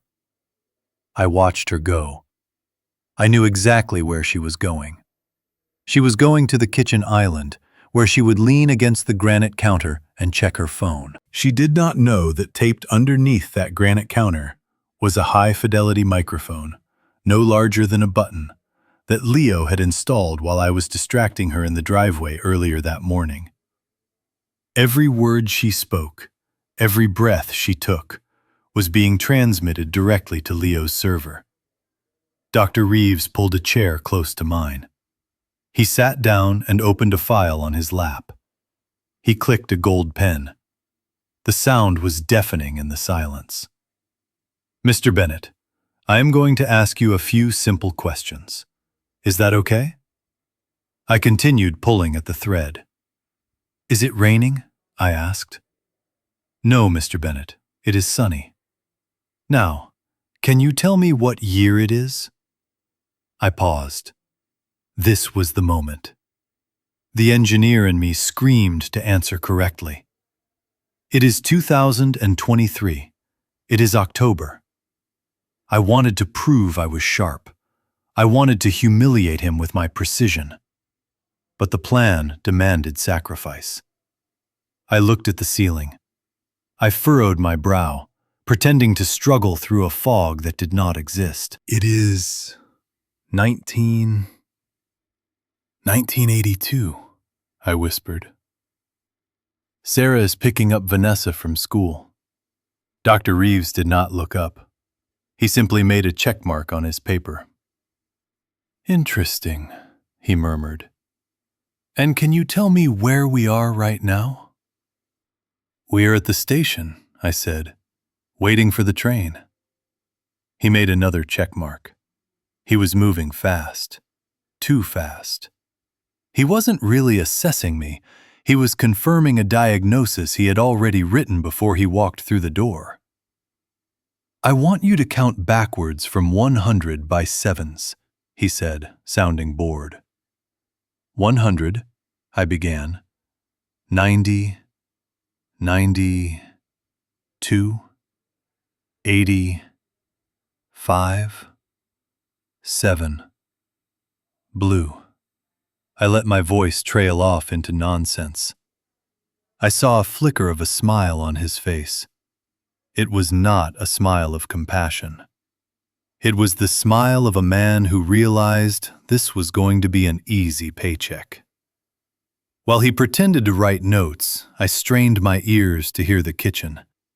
I couldn't hear the words clearly from where I sat, but I knew Leo was hearing them. In my mind, I could picture the scene. Vanessa pacing. Dr. Reeves eventually joining her to discuss the fee. Back in the living room, Reeves held up a picture of a wristwatch. "What is this?" he asked. "It is a compass," I said, "to find north." He put the picture down. He closed the file. He had been with me for less than 5 minutes. A standard cognitive assessment takes at least 30. He stood up. "Thank you, Mr. Bennett. You did very well." He walked into the kitchen. I remained in the chair, but I leaned my head slightly to the right, toward the open archway. I heard Vanessa's voice. It was low but carrying. "Well, how bad is it?" I heard Reeves sigh, a theatrical, heavy sigh. "It is advanced, Vanessa. Very advanced. He is completely disoriented to time and place. Global aphasia. He does not know what year it is. He thinks a watch is a compass. Frankly, I am surprised he is still living independently. It is a liability." "So you will sign the affidavit?" Vanessa asked. The urgency in her voice was like a blade. "I have it right here," Reeves said. "But Vanessa, we discussed the expedited fee. Since I have to testify in court tomorrow morning on such short notice." I heard the rustle of paper. I imagined her handing him a check, or perhaps logging into that crypto wallet to make a transfer. "Don't worry about the money, Doctor. Once the conservatorship is granted tomorrow, the house goes on the market immediately. I have a cash buyer lined up. You will get your bonus. Just make sure you tell the judge he is nonverbal and aggressive. I don't want him taking the stand." "Aggressive?" Reeves asked. "He seemed pretty docile to me." "He throws things," Vanessa lied smoothly. "He threw a laptop at me yesterday. That is why I had to take his devices away. He is violent, Doctor. We need him sedated before the hearing." There was a pause, a long, chilling pause. "I can prescribe a heavy sedative," Reeves said. "Haloperidol. If you give it to him with his morning coffee, he will be a zombie by 9 a.m. He won't be able to say his own name, let alone object to emotion." "Perfect," Vanessa said. "Write the script." I sat in the living room, my hands gripping the armrests of the recliner so hard I thought the leather would tear. They were not just planning to steal my life. They were planning to chemical lobotomize me. They were discussing the destruction of my mind with the casual tone of two people discussing a dinner menu. I felt a cold sweat break out on my back. This was real. This was a crime in progress, and I was the evidence. Reeves walked back into the living room, followed by Vanessa. He handed her a small piece of paper. The prescription. "Mr. Bennett, it was nice meeting you," he said, not even looking at me. I did not answer. I stared at the wall, rocking back and forth. "Dad, say goodbye to Dr. Reeves," Vanessa commanded. "Goodbye, insurance man," I mumbled. They walked to the door. Vanessa opened it for him. "See you in court, Doctor," she said softly. 9 a.m. sharp, he replied. "Do not be late, and make sure he takes that medicine." "I will," she promised. The door closed.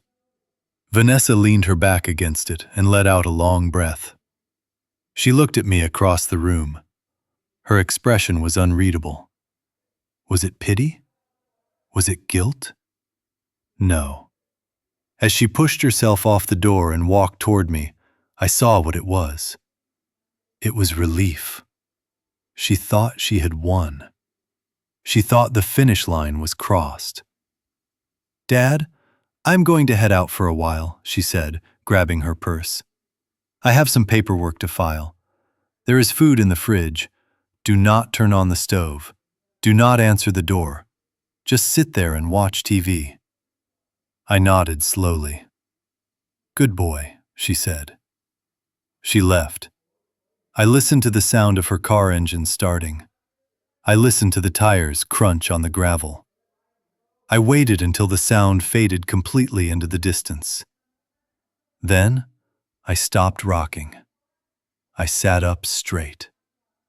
I reached under the cushion of the recliner and pulled out the burner phone Leo had given me. I dialed his number. He answered on the first ring. Did you get it? I asked. I got it all, Grandpa, Leo said. His voice was shaking with rage. I have the bribery, I have the lies about the violence, and I have the conspiracy to sedate you. That prescription pad is the smoking gun. What about the video? I asked. I am syncing the audio to the courtroom presentation now, Leo said. When Dr. Reeves takes the stand tomorrow and swears an oath that you are incompetent, the whole room is going to hear him negotiating his bonus for lying. I looked at the empty spot on the table where Vanessa had stood. She wants a zombie, Leo, I said quietly.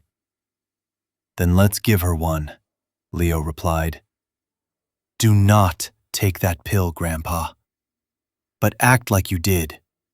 When you walk into that courtroom tomorrow, I want you to look like you are walking in your sleep. I will, I said. Get some rest, Leo said. Tomorrow is war. I hung up the phone. The house was silent again, but now the silence didn't feel oppressive. It felt like the calm before the storm.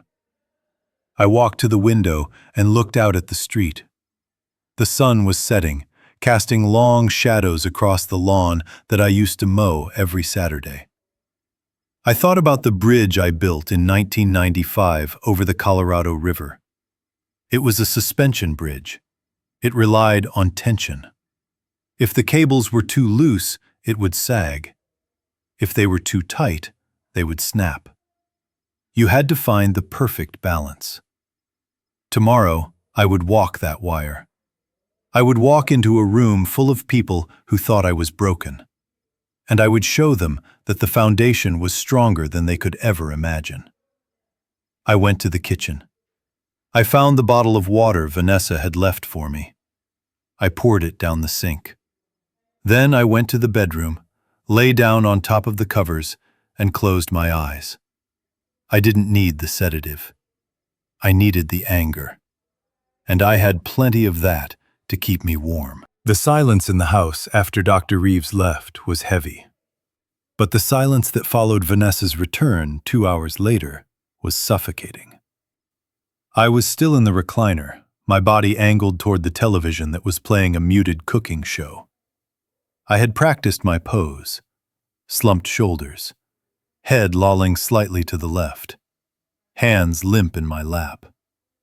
To anyone watching, I was a man under the heavy influence of haloperidol. I was a shell, a piece of furniture with a pulse. I heard the car pull up first. It was not Vanessa's Mercedes. It was a heavier engine, something with horsepower. A moment later, I heard the click of heels on the walkway, followed by the heavy tread of men's dress shoes. The key turned in the lock. My heart rate spiked, but I forced my breathing to remain shallow and rhythmic. I was an engineer. I knew how to regulate pressure. Vanessa breezed in, holding the door open.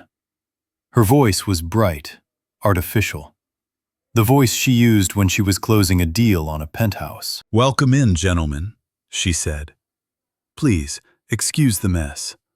As I mentioned on the phone, the situation is a bit fluid, but the bones of the house are spectacular." 2 men walked in. They looked like sharks in Italian suits. One was older, with silver hair and a face that looked like it had been tanned too many times. The other was younger, holding a tablet and a laser measuring tool. They didn't wipe their feet. They walked straight onto the hardwood floor Sarah and I had refinished with our own hands 20 years ago. The older man stopped. He looked directly at me. "I thought you said the property was vacant, Vanessa," he said, his voice annoyed. Vanessa laughed, a dismissive, airy sound. "Oh, don't mind him. That is just my father. He is waiting for transport. He has had a very difficult week, health-wise. The medication makes him completely unaware of his surroundings.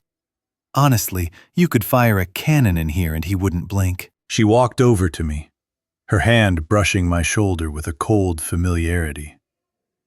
"Dad? Can you hear me?" I didn't move. I stared at a spot on the carpet, letting a small line of saliva pool at the corner of my mouth. I had to sell it. I had to be the vegetable she claimed I was.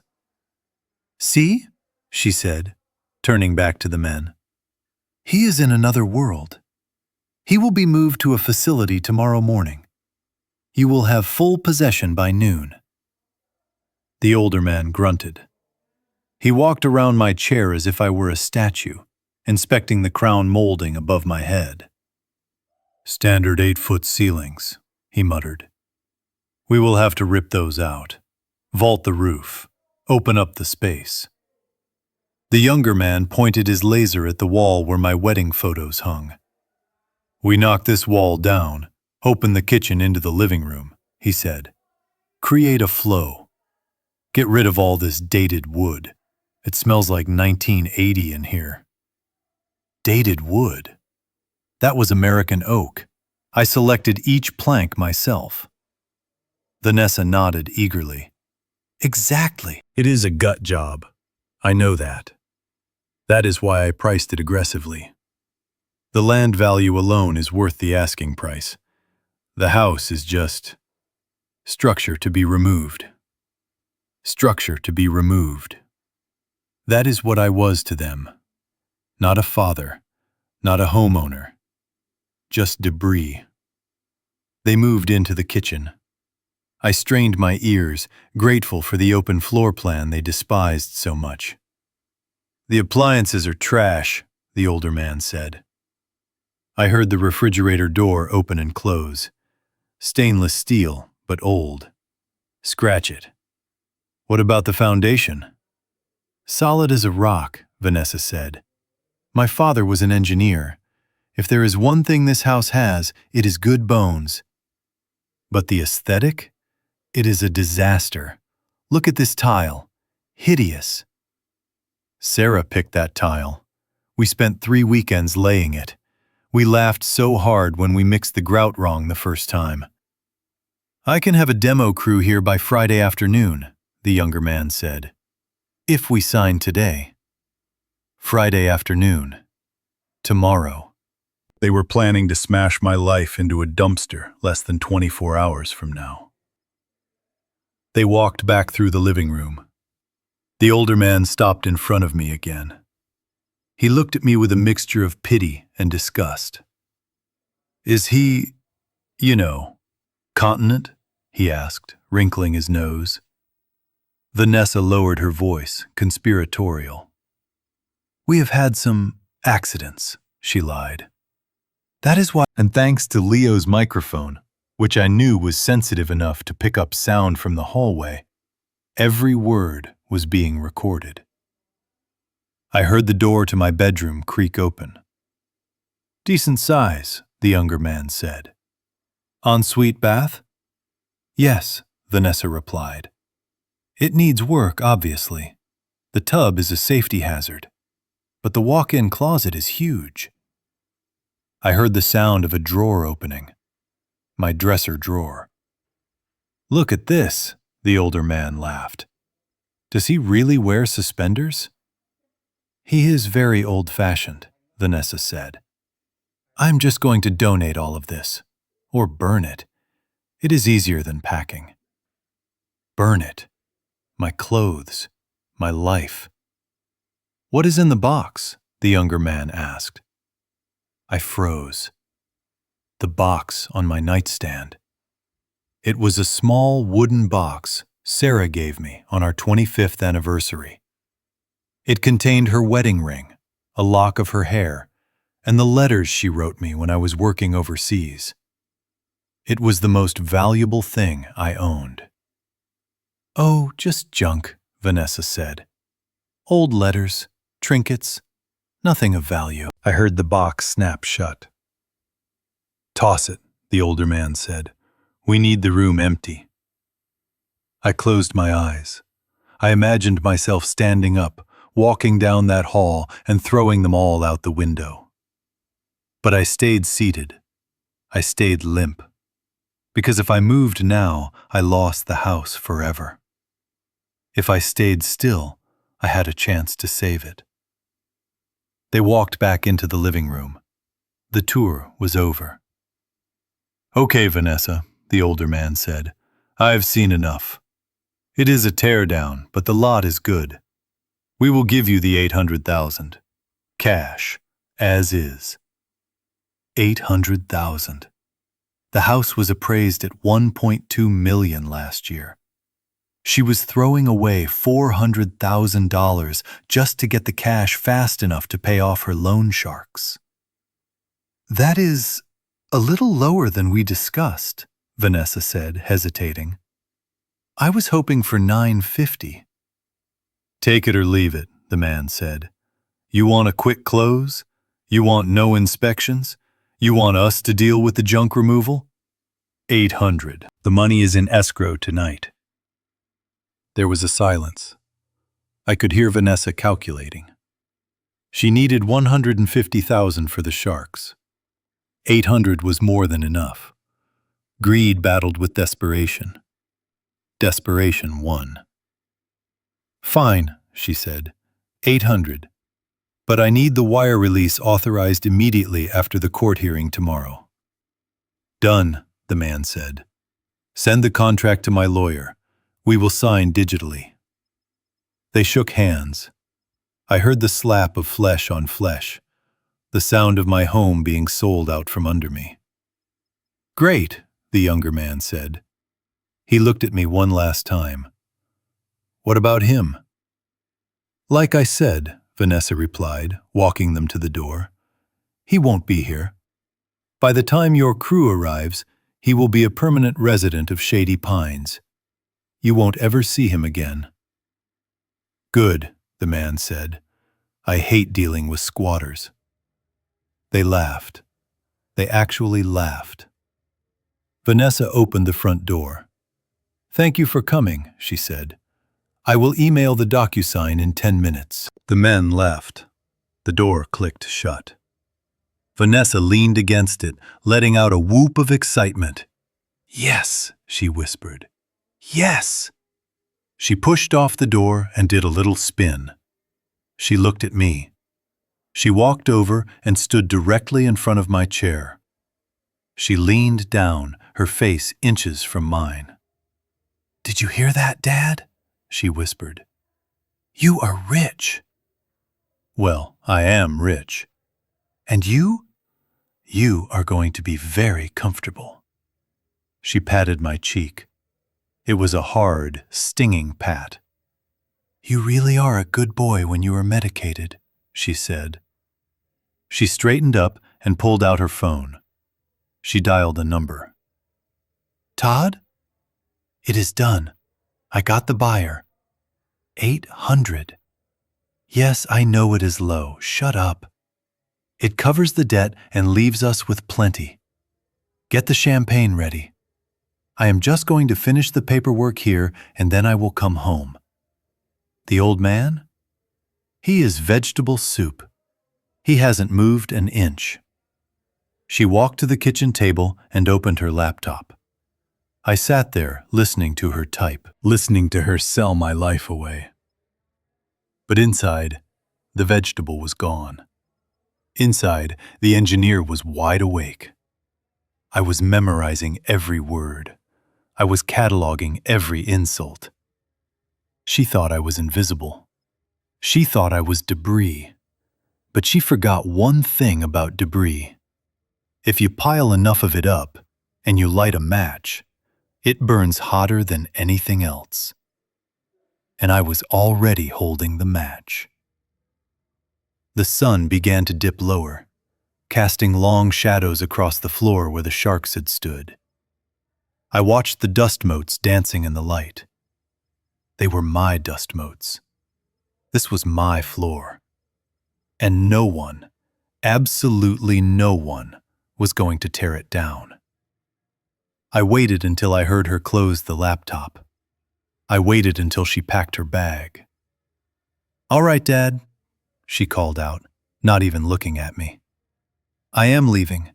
The nurse will be here at 7 to change you and give you dinner. Be good." She walked out.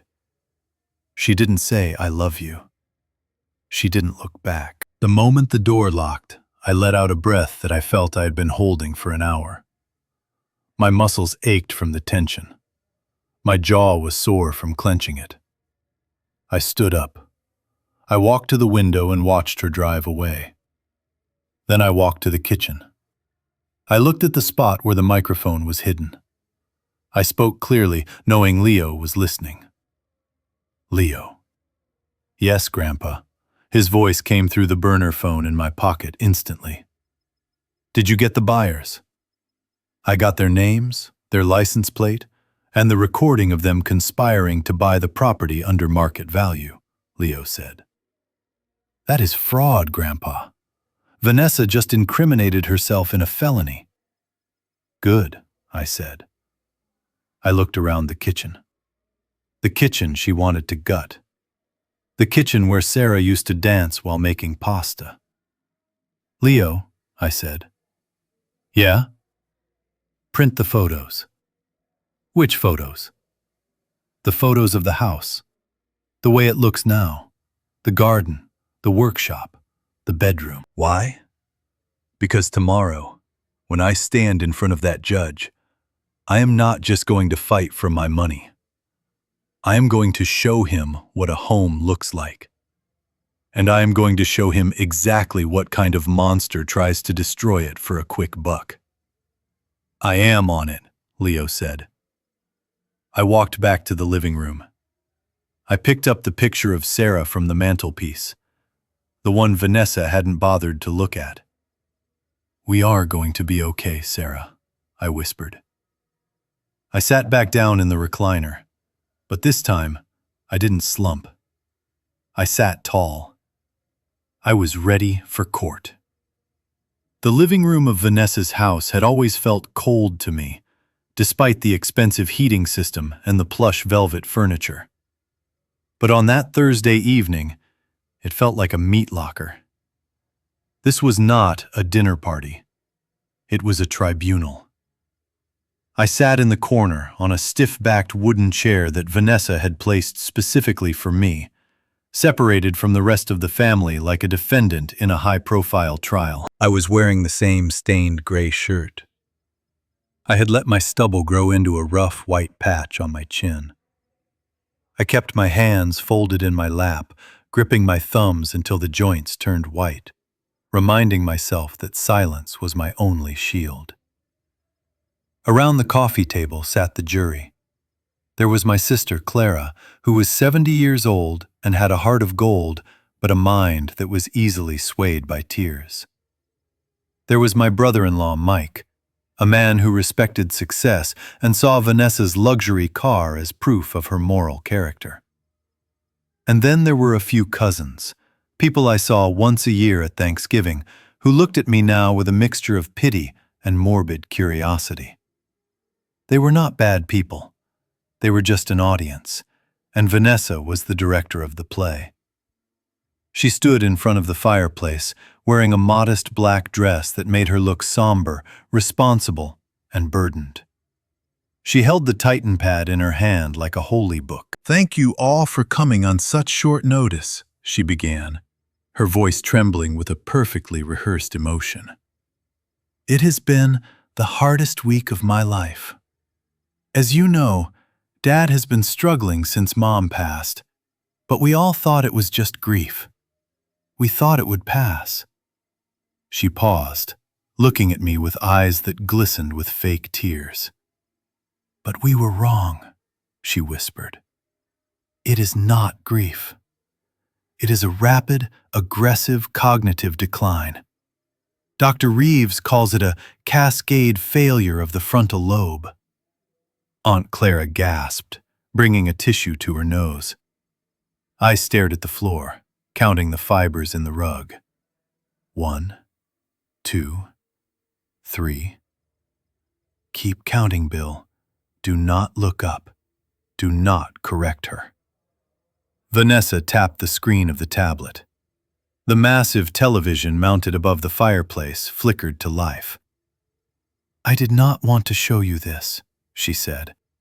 It feels like a violation of his dignity. But you need to understand why I am taking the steps I am taking. You need to understand why we cannot wait another day. The video began to play. It was the footage from this morning, the footage of me standing in the driveway, disheveled and wild-eyed, looking into the camera lens and asking for my dead wife. Sarah? The voice on the screen cracked. Sarah, are you coming home? I made pot roast. I heard a sob break out in the room. It was Clara. Oh, Billy, she wept. Oh, my poor brother. The video continued. Vanessa's voice on the recording was gentle, patient. Mom is dead, Dad. The screen went black. The silence in the room was absolute. It was the heavy, suffocating silence of a funeral. Vanessa let it hang there for a long moment, letting the horror sink into their bones. She was a master of timing. That was this morning, she said softly. He does not know what year it is. He does not know that Mom has been gone for 5 years. He wanders out into the street, waiting for a bus to a job he retired from a decade ago. She swiped the tablet. A new image appeared. It was a spreadsheet, color-coded in red. And this, she said, her voice hardening slightly, is what happens when he is left alone with a bank account. The screen showed the fabricated transactions. The $3,000 to the crypto laundromat disguised as a medical supply store. The withdrawals. The impulsive online shopping. In the last 10 days alone, he has drained nearly $15,000, Vanessa lied, pointing at the chart. He buys things he does not need. He sends money to scammers. He resigned from the HOA because he thought he was moving to Europe. Mike leaned forward, squinting at the screen. 15 grand. Jesus, Bill. He does not know he is doing it, Mike, Vanessa said quickly, stepping between Mike and me, physically blocking his view of me. That is the tragedy. He wakes up the next day and remembers nothing. If I do not stop this, he will be destitute by Christmas. He will lose the house. He will lose everything Mom worked so hard for. She walked over to the coffee table and picked up a stack of documents. They were thick, bound in blue paper. I have spoken to Dr. Reeves and our family attorney, she announced. We have an emergency hearing tomorrow morning to grant me permanent conservatorship. It gives me the legal power to freeze his accounts, manage his estate, and most importantly, place him in a facility where he can get 24-hour care. She looked around the room, making eye contact with every single person. I know it sounds harsh. I know it seems fast. But I cannot do this alone anymore. I need your support. I need you to sign this family consensus statement. It tells the judge that we are united, that we all agree this is what is best for Dad. She placed the document on the table next to a heavy, expensive fountain pen. Clara was the first to stand up. She walked over to me. She smelled of lavender and old face powder. She knelt down and took my hand. Her skin was papery and warm. Billy, she whispered, do you know who I am? I looked at her. I loved my sister. I wanted to squeeze her hand and tell her that it was a trap. I wanted to tell her that the woman standing by the fireplace was a predator. But if I showed a spark of recognition now, Vanessa would panic. She would cancel the hearing. She would find another way to drug me or make me disappear. I needed to be in that courtroom tomorrow. I looked through her. I pulled my hand away slowly. "The train is late," I mumbled. "Sarah will be worried." Clara burst into fresh tears. She stood up, walked to the table, and signed the paper. "It is the only mercy," she sobbed to Vanessa. "Do it. Save him." One by one, they signed. Mike signed, shaking his head, muttering about the tragedy of aging. The cousins signed. They were signing away my freedom, my rights, and my dignity, believing they were performing an act of charity. Finally, the paper came to Vanessa. She picked it up. She looked at the signatures. A look of pure, unadulterated satisfaction crossed her face. It lasted only a fraction of a second, but I saw it. It was the look of a gambler who had just seen the final card fall in her favor. "There is one last signature we need," she said. She walked over to me. She crouched down, bringing her face level with mine. Up close, I could see the makeup caked in the fine lines of her eyes. I could smell the coffee on her breath. "Dad," she said loudly, "I need you to sign this for me. It is for the bank, so I can help you pay the bills." She put the pen in my hand. It was cold and heavy. I held it awkwardly, letting it slip in my fingers. "Sign here," she said, pointing to the line. "Just write, Bill." I hesitated. This was the hardest part. My signature was something I took pride in. It was the mark I put on blueprints. It was the guarantee that a structure would stand. To scribble it like a child, to devalue it, felt like erasing my own name. I felt a sudden, violent urge to jam the pen into her leg, to stand up and shout the truth. My heart hammered against my ribs like a trapped bird. The adrenaline was sour in my mouth. But I remembered the plan. I remembered Leo working in the loft. I remembered the sold house. I remembered the drugs she planned to force-feed me. I let my hand shake. I dragged the nib of the pen across the paper, making a jagged, illegible scrawl that looked vaguely like a B. "Good job, Dad," Vanessa cooed. She snatched the paper away before I could finish. She stood up and held the document to her chest. "Thank you, everyone," she said. "I have ordered some food. Please, stay. Eat. I am going to take Dad to his room and get him settled. He has a big day tomorrow." She grabbed my arm. Her grip was tight, her fingernails digging into my bicep. She pulled me up from the chair. "Come on, old man," she whispered in my ear, too low for the others to hear. "Time to go back in the box." I let her lead me out of the room. I shuffled my feet. I kept my head down. As we passed the dining room, I saw the reflection in the mirror. I saw a broken, gray-haired man being led away by a dutiful daughter. But as we turned the corner into the hallway, out of sight of the family, I lifted my head for just a second. I looked at the security camera mounted on the ceiling, the camera that I knew Leo had hacked hours ago. I blinked once, slowly. It was not a blink of confusion. It was a signal. The Trojan horse was inside the gates. The contract was signed. She felt safe. And that was exactly where we wanted her.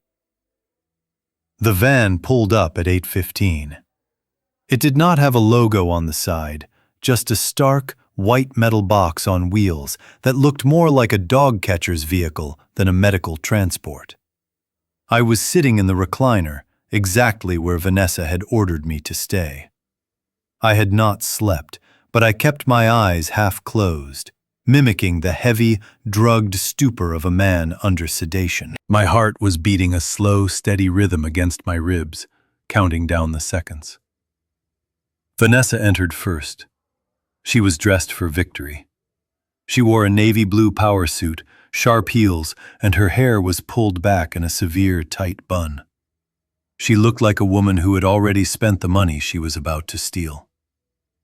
Behind her walked two men. They were not doctors. They were muscle. They wore scrubs that were too tight across their chests, and they smelled of stale tobacco and indifference. "There he is," Vanessa said, gesturing to me as if I were a piece of furniture she was putting out on the curb. "He is compliant. I gave him the medication 2 hours ago. He shouldn't give you any trouble." One of the men stepped forward. He didn't say hello. He didn't introduce himself. He simply reached down and grabbed my upper arm. His grip was like a vice. It was the grip of a man who was used to handling people who could not fight back. "Up we go, Pops," he grunted. I let my body go limp. I forced them to take my dead weight, dragging my feet across the floorboards. I let my head loll to the side, my jaw slack. I focused my eyes on a dust mote floating in the shaft of sunlight coming through the window, refusing to look at them directly. "Careful with him," Vanessa snapped, checking her watch. "I need him presentable for the judge. Don't bruise him where it shows." The men hoisted me up. I shuffled between them, playing the part of the confused geriatric to perfection. Where are we going?" I mumbled, slurring my words intentionally. Is it time for church?" Vanessa laughed, a dry, humorless sound, as she checked her reflection in the hallway mirror. "No, Dad, it is not church. We are going to see the man who is going to fix everything. And then these nice gentlemen are going to take you to your new room. You are going to love it. It has a view of the parking lot." She opened the front door. The fresh air hit my face, and for a second, I wanted to stand up straight, shake off these goons, and roar at her. I wanted to tell her that I had built skyscrapers that scraped the clouds, and she was not fit to shine my shoes. But I swallowed the rage. I let it burn in my gut, fueling me. We walked down the driveway. The neighbors were watching. Mrs. Higgins was peering through her curtains. I saw the mailman stop his truck. They all saw the same thing. Poor Bill Bennett, losing his mind, being taken away for his own safety by his devoted daughter. Vanessa unlocked her Mercedes. "Put him in the back," she ordered, "and sit with him. I don't want him thrashing around and ruining the leather." I was shoved into the back seat. The larger of the two men squeezed in beside me, pressing me against the door. Vanessa got into the driver's seat. She adjusted the rear-view mirror, but she didn't look at me. She looked at her own eyes. She smiled. It was a predator's smile. She pulled out her phone and tapped the screen. "Todd, we are mobile," she said. "I have the package. Meet us at the courthouse. And bring the champagne. By noon, we are popping corks." She put the car in gear. As we pulled away from the house, I didn't look back. I didn't say goodbye to the home I had lived in for 40 years, because I knew I would be back. Vanessa thought she was driving a senile old man to his execution. She didn't know she was chauffeuring the executioner to her own trial. I closed my eyes and let my head rest against the cool glass of the window. "Let's go, Nessie," I thought. "Drive fast. Justice hates to wait." The air in the courtroom was stale and smelled of floor wax. Vanessa guided me to the plaintiff table, her hand gripping my elbow with a possessive tightness.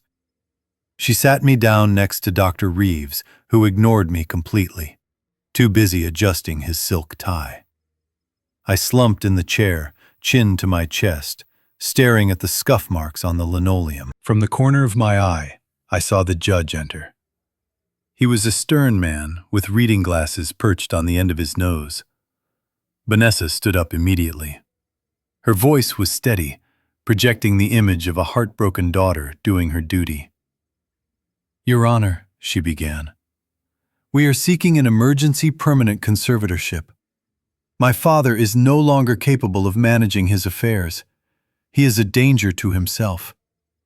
To prove the severity of his condition, I would like to play a video recording taken just yesterday."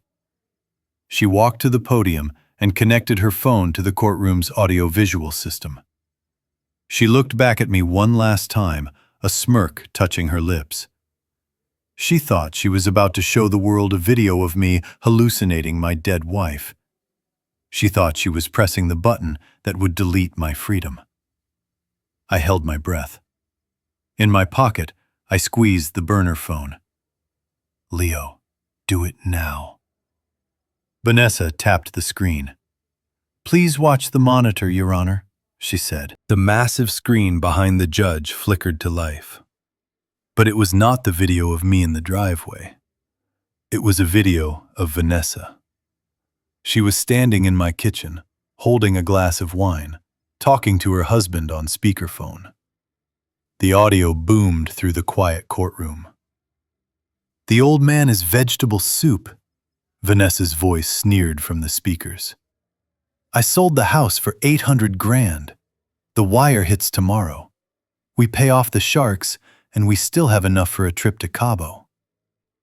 Vanessa froze. She tapped the screen frantically. "No," she stammered. That is the wrong file." But the video did not stop. It cut to a new image, a screenshot of her crypto wallet. Then a screenshot of the text messages from the loan sharks threatening to break her legs. Then a recording of Dr. Reeves asking for his bonus to falsify my medical records. The courtroom erupted in murmurs. The judge pulled his glasses off, his face darkening with rage. "Doctor." Reeves tried to stand up, his face the color of ash, but his legs seemed to fail him. Vanessa was hitting the phone against the podium now, screaming, "Turn it off! It is a hack! He hacked me!" That was my cue. I stopped slouching. I uncurled my hands. I took a deep breath, filling my lungs with the sweet air of truth. I stood up. I did not use the table for support. I stood straight, my spine aligned, my shoulders back. I looked at the judge, and then I turned to look at my daughter. "It is not a hack, Vanessa," I said. My voice was clear, strong, and devoid of any tremor. "It is a correction." Vanessa spun around. She looked at me as if a corpse had just climbed out of a coffin. "Dad," she whispered, "you took the pill." "I poured your poison down the sink," I said. "I am not a vegetable, Nessie, and this house is not for sale." "Your Honor!" Vanessa shrieked, pointing a trembling finger at me. "He is faking it! He is insane!" "Sit down, Ms. Bennett," the judge bellowed, banging his gavel. But she did not sit down. She lunged toward the table, perhaps to grab me, perhaps to run. She never made it. The double doors at the back of the courtroom burst open with a crash that shook the walls. "Police! Everybody stay where you are!" 4 officers swarmed into the room. They were not the bored-looking bailiffs. These were officers from the fraud division. Led by a detective I recognized from the files Leo had sent them. "Vanessa Bennett," the detective shouted, marching down the aisle. "You are under arrest for elder abuse, grand larceny, and wire fraud." 2 officers grabbed Vanessa's arms. She began to thrash, her carefully constructed mask crumbling into hysteria. "No! No! I am the victim! He is crazy! Look at him!" The detective snapped the handcuffs onto her wrists. The sound was metallic and final. "We have seen the evidence, ma'am," the detective said. "Every gigabyte of it." Another officer moved to the table and pulled Dr. Reeves out of his chair. The doctor didn't fight. He looked like he was about to faint. I stood in the center of the chaos, an island of calm. I watched as they dragged my daughter away. She looked back at me one last time. Her eyes were wide with terror and confusion. She couldn't understand how the bridge she had rigged to collapse had fallen on her instead. I looked at her, and for the first time in years, I saw her clearly. Not as my little girl, but as a structural failure that could not be repaired. I slowly reached into my pocket and pulled out the Titan pad. I walked over to where she had dropped her phone and placed the tablet next to it. "Happy birthday, Nessie," I whispered. The judge looked at me. He looked at the empty plaintiff's table. He looked at the evidence still frozen on the screen, the text message where she called me a waste of space. "Mr. Bennett," the judge said softly, "I am dismissing this petition with prejudice, and I am issuing an immediate protective order. You are free to go." I nodded. "Thank you, Your Honor." I walked out of the courtroom. I didn't look back at the crying woman in handcuffs. I walked out into the hallway where Leo was waiting. He was holding my old, battered laptop in his arms. He smiled. "Did we win?" he asked. I took the laptop from him. It felt heavy. It felt real. "We didn't just win, Leo," I said, putting my arm around his shoulder. "We cleared the debris. Now, let's go get some breakfast." I believe I promised you a story about a bridge. The chaos in the courtroom was a physical force, a swirling storm of shouting voices, grabbing hands, and the metallic jingle of restraint equipment. Vanessa was still screaming, her voice shrill and desperate, claiming that this was all a mistake, a prank, a misunderstanding. She was fighting the reality of the situation with the same ferocity she had used to fight for my money. But the noise stopped instantly when the main projector screen behind the judge turned a bright, stark white. Leo had stepped forward. He did not ask for permission. He did not wait for the bailiff. He simply plugged a thick black HDMI cable into the side of my battered old laptop and hit the enter key. The white screen faded, replaced by a split-screen interface that looked like a surgical dissection of a crime scene. On the left side of the screen was a column labeled Reality. On the right side was a column labeled The Glitch. "Your Honor, look at the screen," Leo said. His voice was calm, cutting through the tension like a laser. "This is the log from the device my aunt gave my grandfather." The entire courtroom turned. The judge, the officers, the court reporter, and even Vanessa, who was currently being held by 2 officers, looked up. Leo scrolled down. The text was large enough for everyone to read.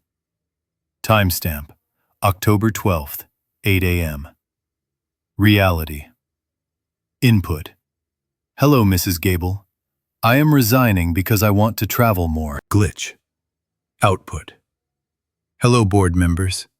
I am resigning because my health has deteriorated." A gasp rippled through the gallery. My sister Clara covered her mouth with her hand. Leo scrolled again. Timestamp, October 14th, 2 p.m. Reality input. Search query. Best bridge engineering documentaries. Glitch. Output. Search query. Best adult diapers for men. It was undeniable. It was mathematical proof of gaslighting. The judge stood up, leaning over his bench, his eyes narrowing as he read the lines. "This program," Leo explained, pointing at the screen, "is a text substitution engine. It intercepts the user's keystrokes and replaces them with a pre-written narrative. It was installed remotely 3 hours before the tablet was gifted to Mr. Bennett." Vanessa's face drained of all color. She looked like a ghost. She stopped struggling against the officers and went limp, her eyes fixed on the screen that was stripping her soul bare. "But we are not done," Leo said. He tapped a key. The screen changed. Now it showed a complex web of financial transactions. It looked like a map of a subway system, with lines crossing and diverging. "This is the money trail," Leo said. "Vanessa claimed my grandfather was spending his savings on frivolous items, but if you follow the IP packets, you see the truth." He highlighted a transaction. $3,000. The money leaves Mr. Bennett's account, enters a shell company called Med Supply Direct, and then is immediately routed to an offshore crypto wallet. Leo clicked on the wallet icon. A name popped up. Wallet owner, V. Bennett. Current balance, negative. Debt outstanding, $150,000. The judge looked at Vanessa. His expression was one of pure disgust. "Gambling debts," the judge muttered.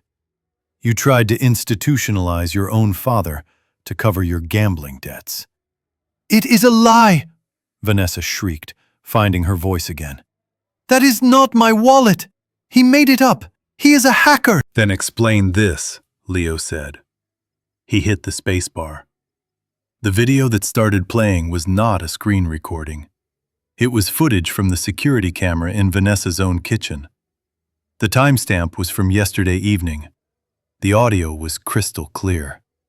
It boomed through the courtroom speakers, bouncing off the mahogany walls. The video showed Vanessa leaning against her counter, holding a glass of wine. Her husband, Todd, was sitting at the table, scrolling through his phone. "Did the buyers sign?" Todd asked in the video. "They signed," Vanessa replied, taking a long sip of wine. $800 grand. Cash." "That is low, Nessie," Todd said. "It is fast, Todd," Vanessa snapped. "We need the money by Friday. Besides, the old man doesn't need it. He is going to Shady Pines. I told the staff to keep him heavily sedated. Vegetable soup, Todd. That is all he is now. Vegetable soup." The video ended. The echo of her cruelty hung in the air. Vegetable soup. I looked at my daughter. She was shaking.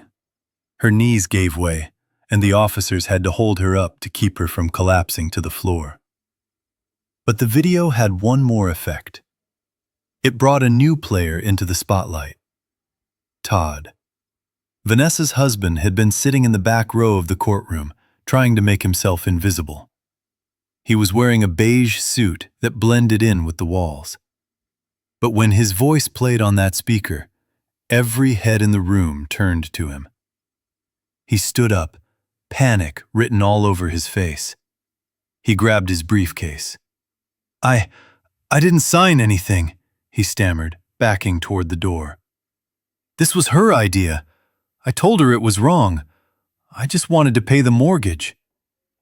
"Officer," the judge barked, pointing a finger at Todd. "Do not let that man leave this room."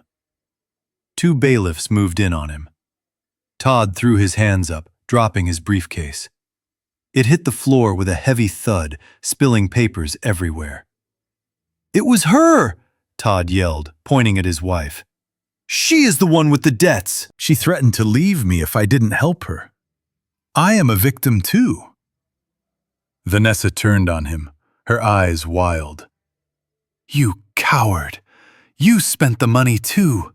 You liked the trips. You liked the car. Don't you dare put this all on me." They were eating each other.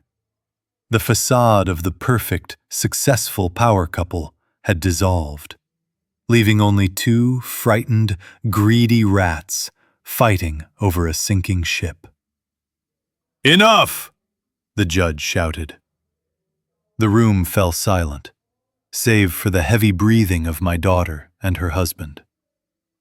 "Detective," the judge said, looking at the lead officer. "You have probable cause." "More than that, Your Honor," the detective said. He walked over to Vanessa. He pulled a pair of steel handcuffs from his belt. "Vanessa Bennett, turn around and place your hands behind your back." Vanessa looked at me. Her eyes were pleading now. The arrogance was gone. The anger was gone. There was only the terrified look of a child who had broken something she couldn't fix. "Dad," she whimpered. "Dad, please." "Tell them. Tell them I am your daughter. You can't let them take me. Who will take care of you?" I looked at her. I felt a deep, aching sadness in my chest. It was the grief of losing a child, not to death, but to darkness. But I also felt the steel in my spine. I was an engineer. I dealt with structural reality. And the reality was, she was dangerous. "I have Leo," I said softly. "And I have myself." The detective spun her around. The sound of the handcuffs ratcheting shut was the loudest sound in the world. Click, click, click. "You are under arrest for conspiracy to commit fraud, elder abuse, grand larceny, and unlawful imprisonment," the detective recited. Across the room, Todd was being cuffed by the bailiffs. He was sobbing, begging for a deal, offering to testify against his wife. Dr. Reeves, who was still sitting at the table next to me, tried to stand up. I was misled," he stammered, wiping sweat from his forehead. "I assumed the family was telling the truth. I am a victim of manipulation." The detective looked at him. "We have the audio of you negotiating your bonus, Doctor," he said coldly. "You are coming with us, too." 3 arrests. 3 lives dismantled in under 10 minutes. The officers began to lead them out. Vanessa tried to dig her heels into the carpet. She twisted her head back to look at me. "Dad!" she screamed. "I did it for us! I did it to save the family!" I watched her go. I watched the heavy wooden doors swing shut behind her. The room was quiet. The air felt lighter, cleaner. The judge cleared his throat. He looked down at me. His expression was soft, respectful. "Mr. Bennett," he said, "I would like to apologize. The court system is designed to protect the vulnerable.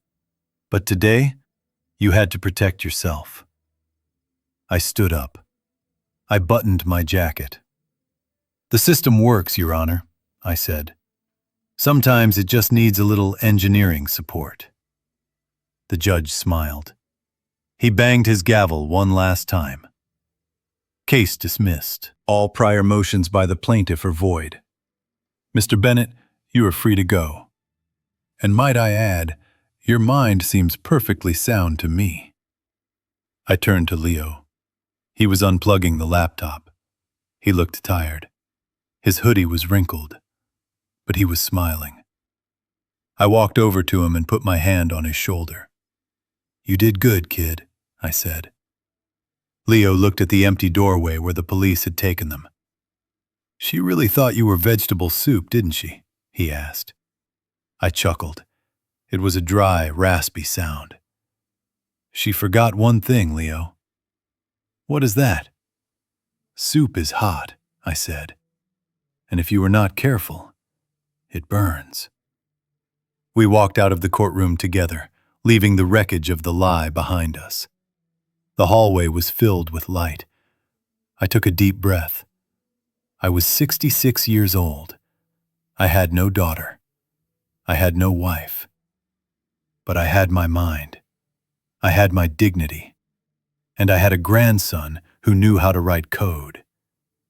I was ready to build something new. The fluorescent lights of the precinct were humming with a low electrical buzz that reminded me of a faulty transformer. I sat at a scratched metal table, a styrofoam cup of lukewarm coffee in front of me. Across from me, the detective sat quietly, giving me space.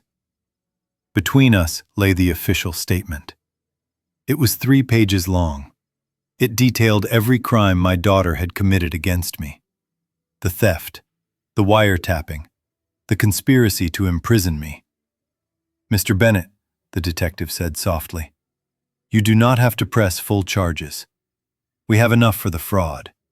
If you want to spare her the prison time for the elder abuse, I understand. She is your flesh and blood." I looked at the detective. He was a good man.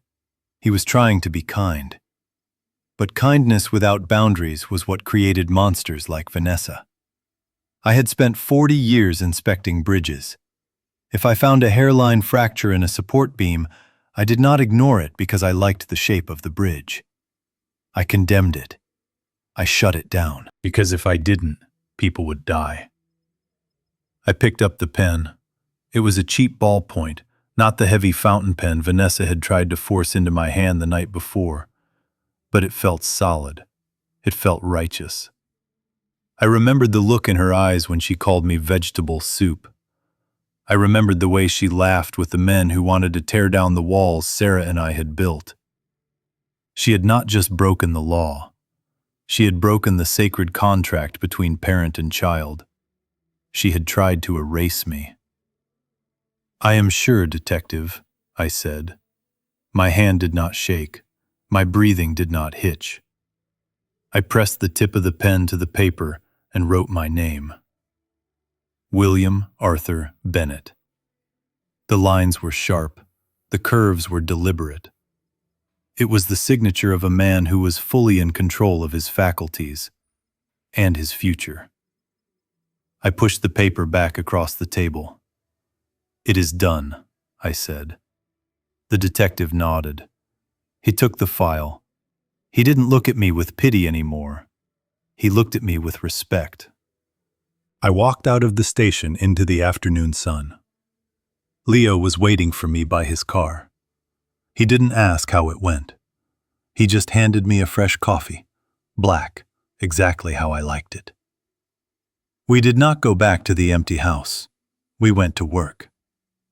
6 months have passed since that day. Vanessa is currently awaiting trial. She writes me letters from her cell. She says she is sorry. She says she has changed. I do not open them. I put them in a box in the garage, right next to the broken Titan pad. Some structures are too damaged to be repaired. They must be demolished so you can build on fresh ground. And that is exactly what we did. If you look up Bennett & Son Digital Security, you will see our website. We specialize in protecting seniors from financial predation and digital identity theft. Leo handles the coding. He builds the firewalls and the encryption. I handle the client relations. I sit down with people who look just like me, people who are scared, people who feel the world is moving too fast for them to catch up. I tell them my story. I tell them that getting older does not mean you are obsolete. It means you have experience. It means you have survived. I tell them that technology is just a tool, like a hammer or a wrench. It can build a house, or it can break a window. It all depends on whose hand is holding it. I am 67 years old now. I still live in my house. I still mow my lawn on Saturdays. But I am not alone. Leo moved into the guest room. We have dinner together every night. We argue about politics. We debate engineering versus software. We are a family. I learned the hard way that family is not about DNA. It is not about who you raised or who raised you. Family is about who stands beside you when the walls are closing in. It is about who hands you the brick to build a fortress, rather than the shovel to dig your grave. My name is Bill Bennett. I was a structural engineer. Now, I am a glitch hunter, and I have never been happier. If you have ever had to make a hard choice to protect your own peace, let me know in the comments below. Tell me your story. And if you enjoyed this video, please hit the like button and subscribe. It helps us share these warnings with the people who need them most. Until next time, stay sharp, stay safe, And never let anyone tell you that you are finished.